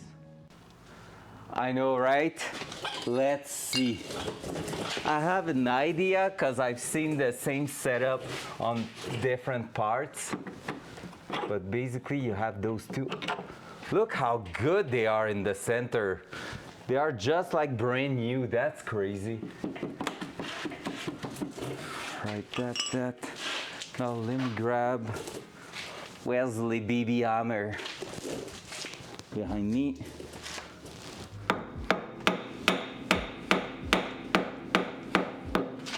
I have no clue how that can come out.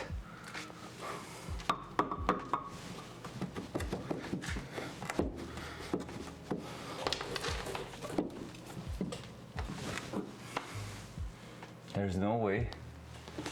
Inside the car, maybe? Because here, there's no way. Hup. It's in that. Yep, there's an access point probably inside. We're thinking the same way, chef, right there. But yeah, I think there's kinda, but that means we cannot do that.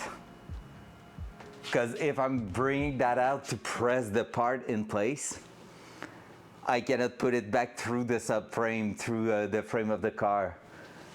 So yeah, so we're gonna have to do something in here. I have quite a few ideas for that. No big deal. Biggest one I could do is actually just really smash it with a proper hammer in place. It will probably do the job. So we can reassemble that, putting everything into NTCs to make sure it's staying together, and we're gonna be replacing those bolts eventually. Just need to find what bolts they are and lower the current. I mean, technically it's not a bad idea. And I have that blue table here I can slide right under. Probably not the best, but like a wooden block right on top of that table and just lowering it and it will just crush it in place. That would work. I have a hoist. Might as well use it properly, right? Car lift is there for getting used. I take the idea, like, I keep it in my mind.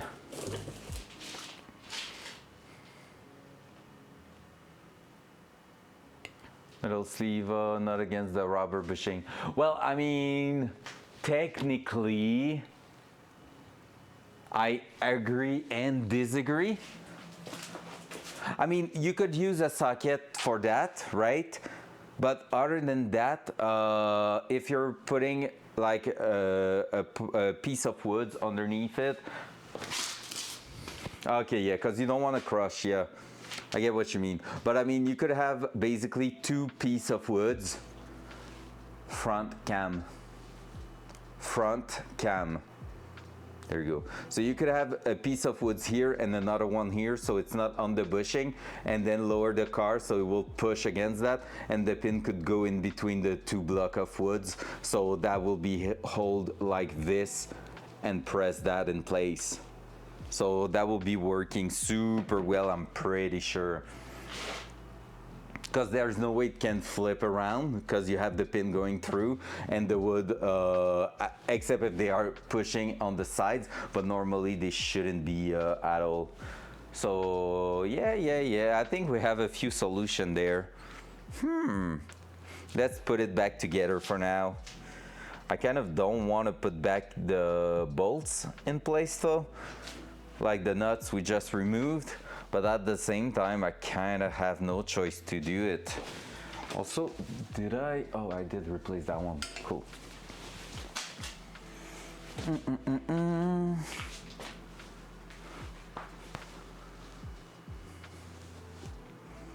I feel like that's aftermarket, right? We are getting in that game of probably this has been done with a certain tolerance that's maybe just a touch too tight for the pin I have in the car. So no, it shouldn't be as tight as that. I'm honestly, with the kind of the thickness of the material in here,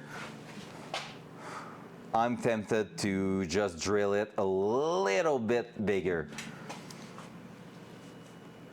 That could be also a good way to do it, sending a little bit the pin. The only thing I have with that is I don't want the pin to be rusting out a lot. But I mean, here it's still some bare metal too, so that's why I was putting NTCs on top. I really want to find out, but I don't know where I've thrown it, and I hate looking in the garbage. But like, I want to find out the old parts, because the old part was not a tight fit at all on top of that. It's probably over there somewhere, but I have no clue where I throw it, because I'm a messy guy. Because yeah, basically I feel like that part in specifically I will need to expand actually a little bit the holes, which I hate because it's gonna make me destroy a little bit the powder coat on that. But I'll be worried if you went too far. So yeah, I mean, again, if that's pressing, that is going next to, it's going on the cover of the differential, and the differential is held in place also at the front. There won't be any play in that technically, but yeah, I get what you mean. Like, you don't want to go too far. You don't want to actually send everything. I'm just gonna take a look at what kind of drill bits I have here that could fit. I'm not even sure I have something big enough for that, because my biggest one is here. Yeah, nah. So see, I don't even have what it takes to make the hole even bigger than that. So maybe sanding it a little bit could be the thing. Sanding the pin. I have those small belt sander electric belt sander I could use just to remove anything on the surface, because it's almost going. So honestly, I feel like it might just be a bit of surface rust or anything like that.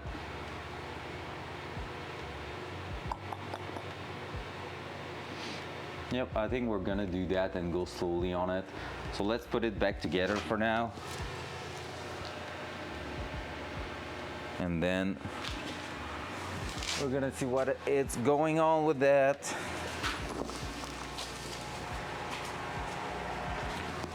Hopla. Pum pum pum pum pum. Dual side. I have some friends that told me when they came on the stream here, they were a bit spooked by the fact I was like straight under the car and everything, and I was like, why? It's made for that, the hoist, and it's just like non-car guy freaking out because they're like, if it falls on your head, well, I'm dead, baby, you know, just normal things. But why would it fall on me?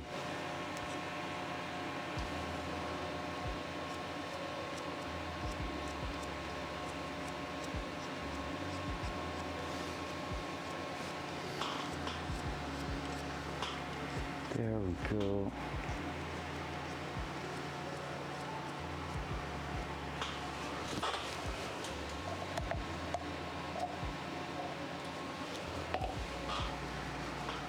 All those threads are going to be clean,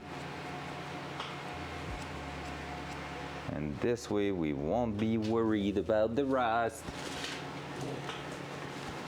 So that is going like that, like this. Boink. We won't have the choice but to put back the nuts in there for now. I'm not a big fan of that, but hey, you gotta do what you gotta do.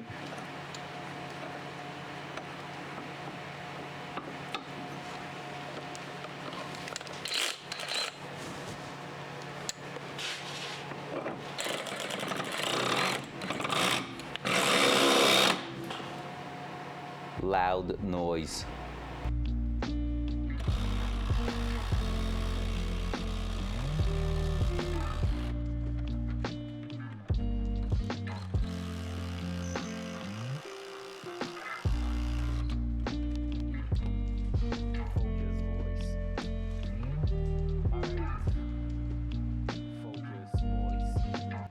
All right, so for now, I won't be going too crazy on that. So we should be good with that. We're gonna now put some NTCs also on these. Zinc coated bolts are so cool, so, because this one, it's just barely a bit rusted, even though the head was destroyed. Well, it's not that bad, but like it's not in great shape. It's still working great. So we do appreciate that.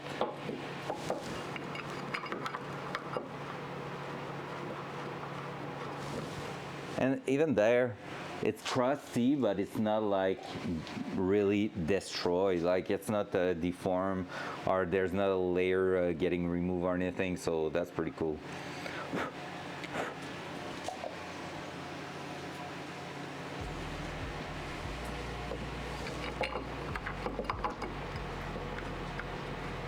All right, there we go.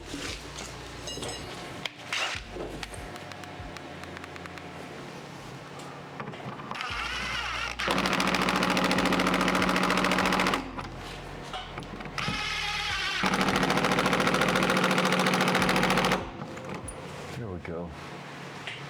So this is back in place. Now, let's clean that again and take a look what we're doing with that. It's crazy that the coilovers were more straightforward than that actually. Kind of insane.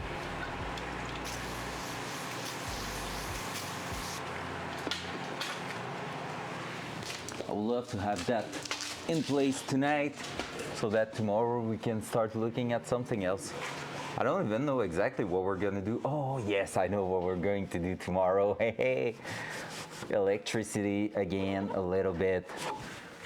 we're gonna start by looking at the fuel level sensor. So we're gonna plug the electricity in the car for the first time since the battery is now located at the back. Take a look if we have all the instrument in the dashboard working. And then after that, we're gonna be testing the connection here with the new fuel level sender to see how good or bad it is. So that's gonna be it. And by the way, chef, I feel like it's not even rusted or anything. So yeah, the fit shouldn't be that tight at all. So I have one idea. It's maybe that a bit of rust built up in there. Not really, to be fair, but I'm gonna try to throw something through it.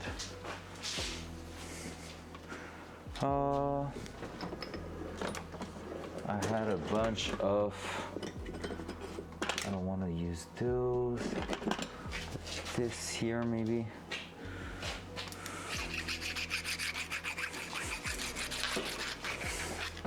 So I'm gonna use a front cam.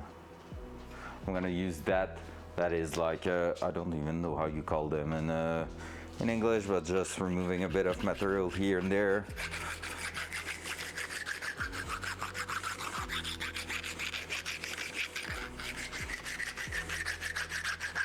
Again, if I'm putting quite a lot of NTCs on top of it, I shouldn't be too worried about anything bad happening in there.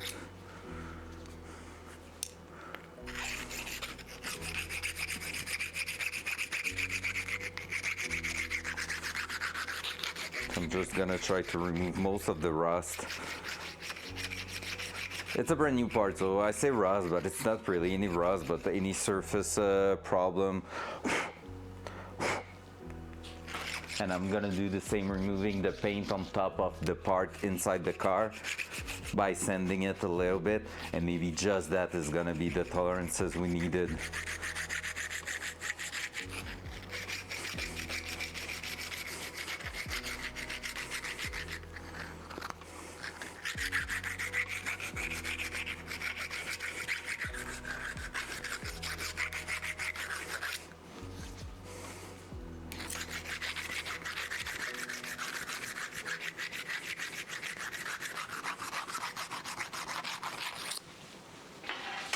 That.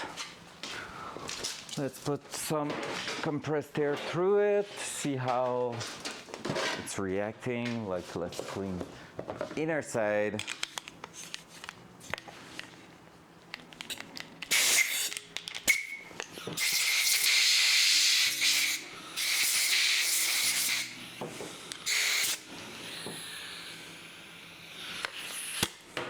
There we go.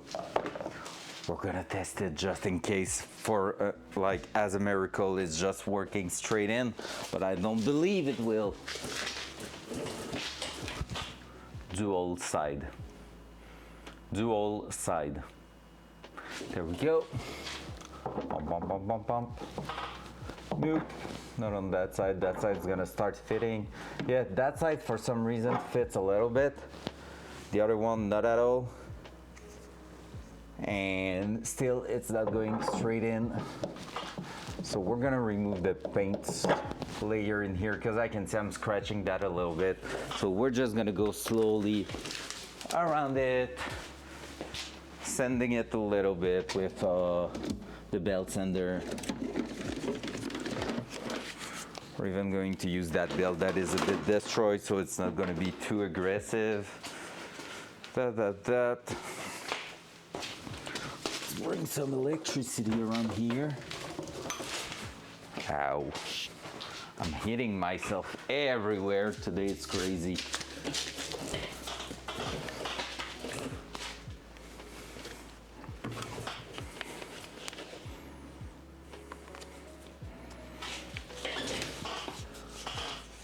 I don't know if it's gonna be too loud, so I'm gonna put the filter and yeah, just to make sure. Loud noise.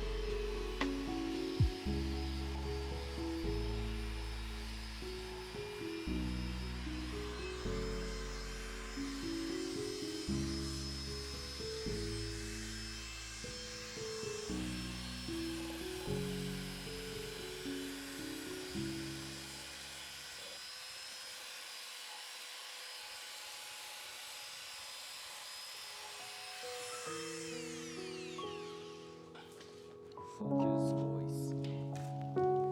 Focus voice. Alright,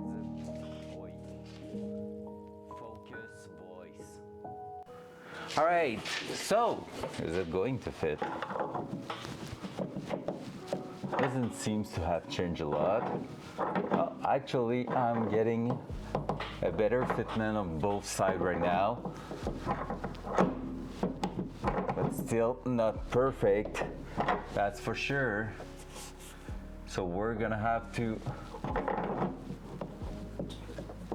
drill that even more or press fit it in place.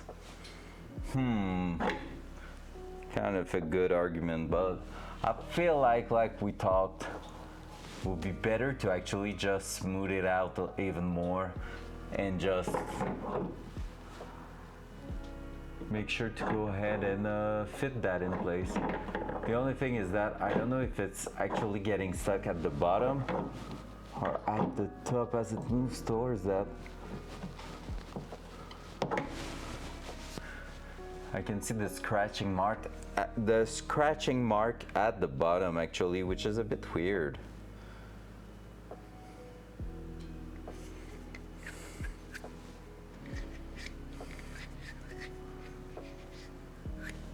It really does look a bit weird. Just like if it was tapering a little bit, but like just enough to scratch at some point.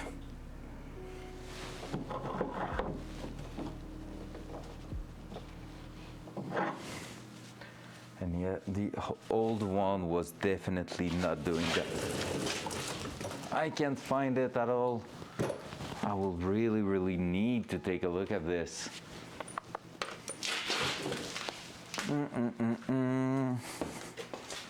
I have no clue where I throw that, but I want to take a look because that was going on top, that was going there. That's going right here. I haven't put it in the Datsun thingy here, no. It's not on the workbench over there. Let's take a small look. Nope. Oh, I got it. Hey. Front cam. Oh, thanks. Anyone wondering why we're replacing that? It's a bit crunchy. Yes, Hawk. Yes. I will. I have stuff to do early, but I'm gonna try to go offline in not that long. I would like to maybe complete that, and then I will try to go ahead and go through the thing I have to do. I have to do like a logo in a simplified version in maybe a vectorial image, and like, sounds like a bit of work there, and I'm like, no. Dual side.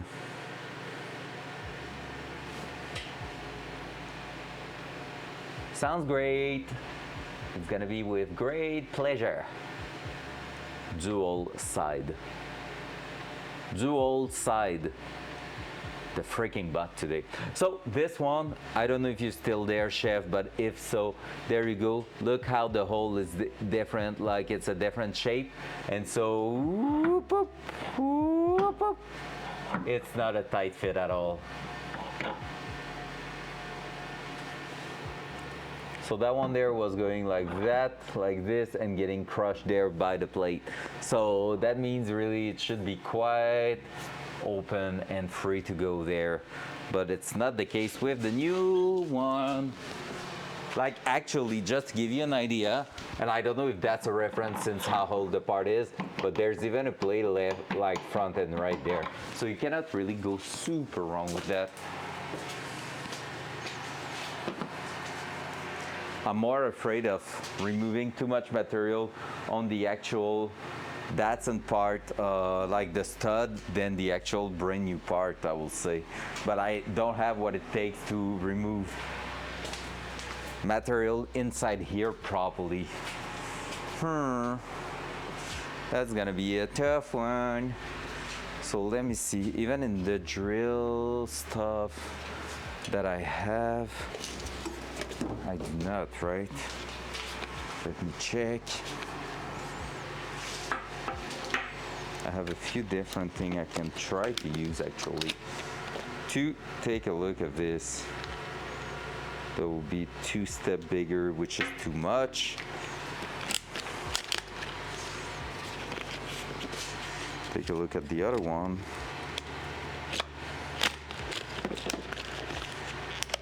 That was dangerous, by the way. Don't cut your things like that. Happy that the camera was not full frame on that, because that was not looking great at all. That's not big enough, nope. That other one there, maybe.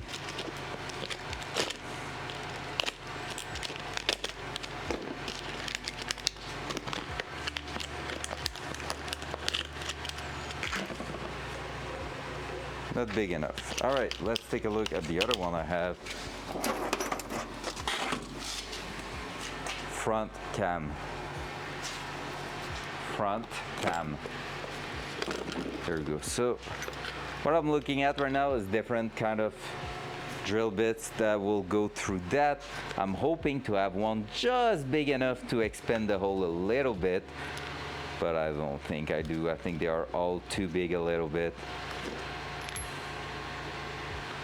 Like that one would actually leave enough material, but at the same time that would expand the hole by way too much. I don't know what to do with that one. And I dropped my mic on top of that. There we go. You're back. So one thing I could actually take a look at is the diameter of that and see if I can buy an actual drill bit that size. So we are looking at 16.5 mil right there. It's not 17. So a 17 mil drill bit will do the job for that.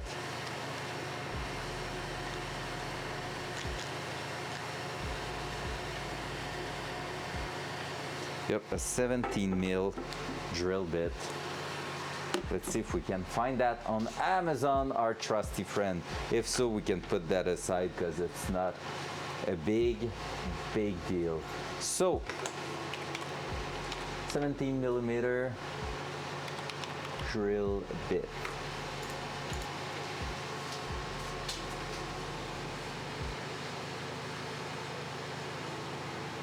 It does exist for $20 and it can be here on Thursday.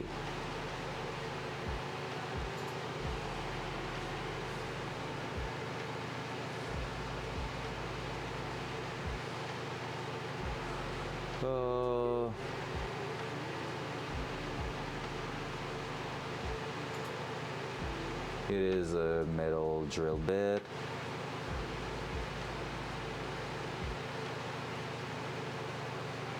All right, so it is a 17 mil. I'm tempted to buy that actually, because we're at 16.5, so that extra half a mil should be enough to actually increase the diameter and like send it straight through there. So I think that's what we're going to do actually. A 17 mil is going to be a tight fit. By now, it's so pricey. I hate those. $22 for a single drill bit, but there you go. But here we go. We don't have to think about it anymore. I haven't looked at the length of it though, so let me recheck that. 15 centimeters total, but longueur du bord tranchant 7.5 centimeters. We should have plenty for that. Let me check.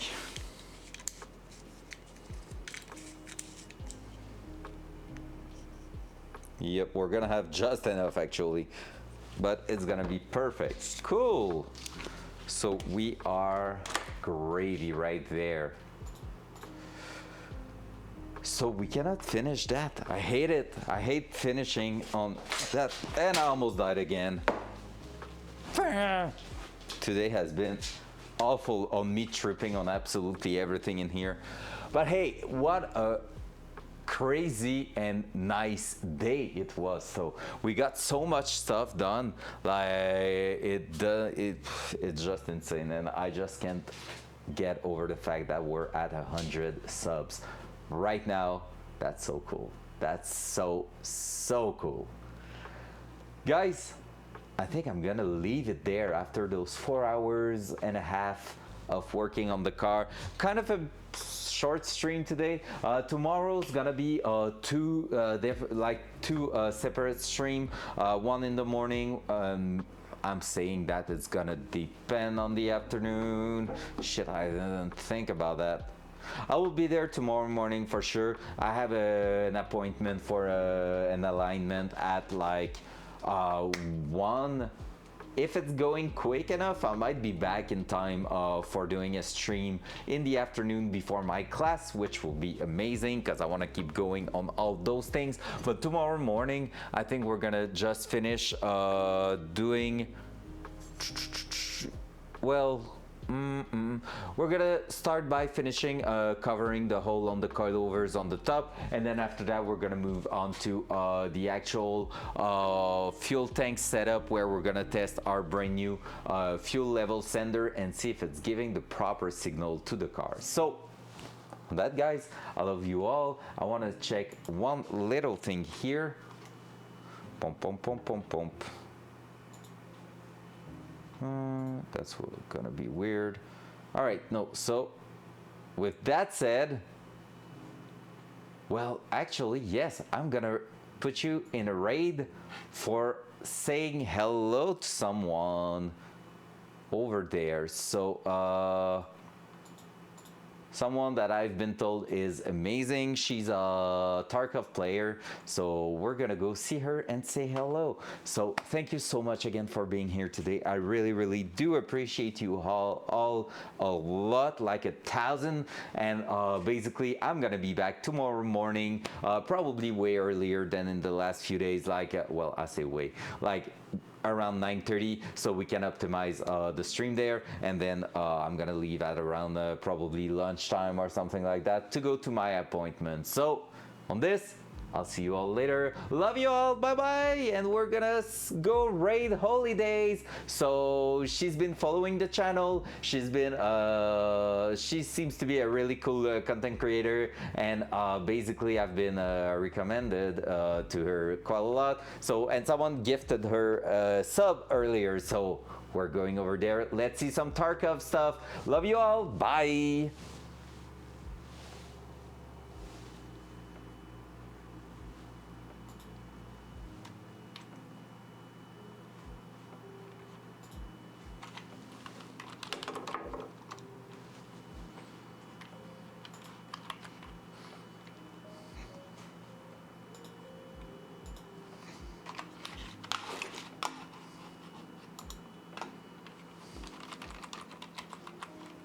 Tu vois, il y a ce côté où on est tous.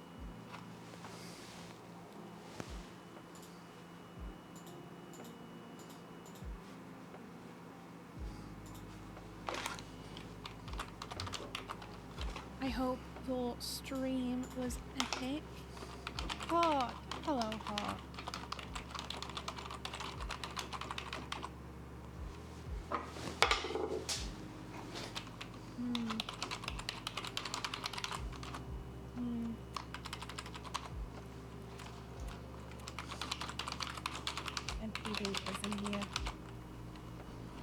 How you doing, Hawk? You lovely, wonderful person, yeah? It was awesome today. Good. What did you do? What did you do? Just chatting. Were you just chatting? Just chilling? Or did you play a bit of Turkey? Or...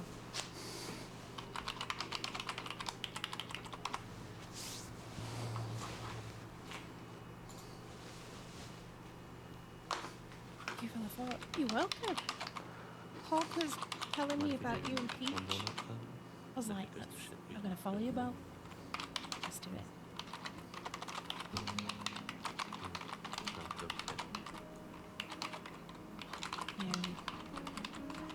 Eat time. Take your time. Just don't come in with a penis helmet. I'm not. Good. We're all good then. about putting an engine in his car. One day it'll happen. Uh-oh.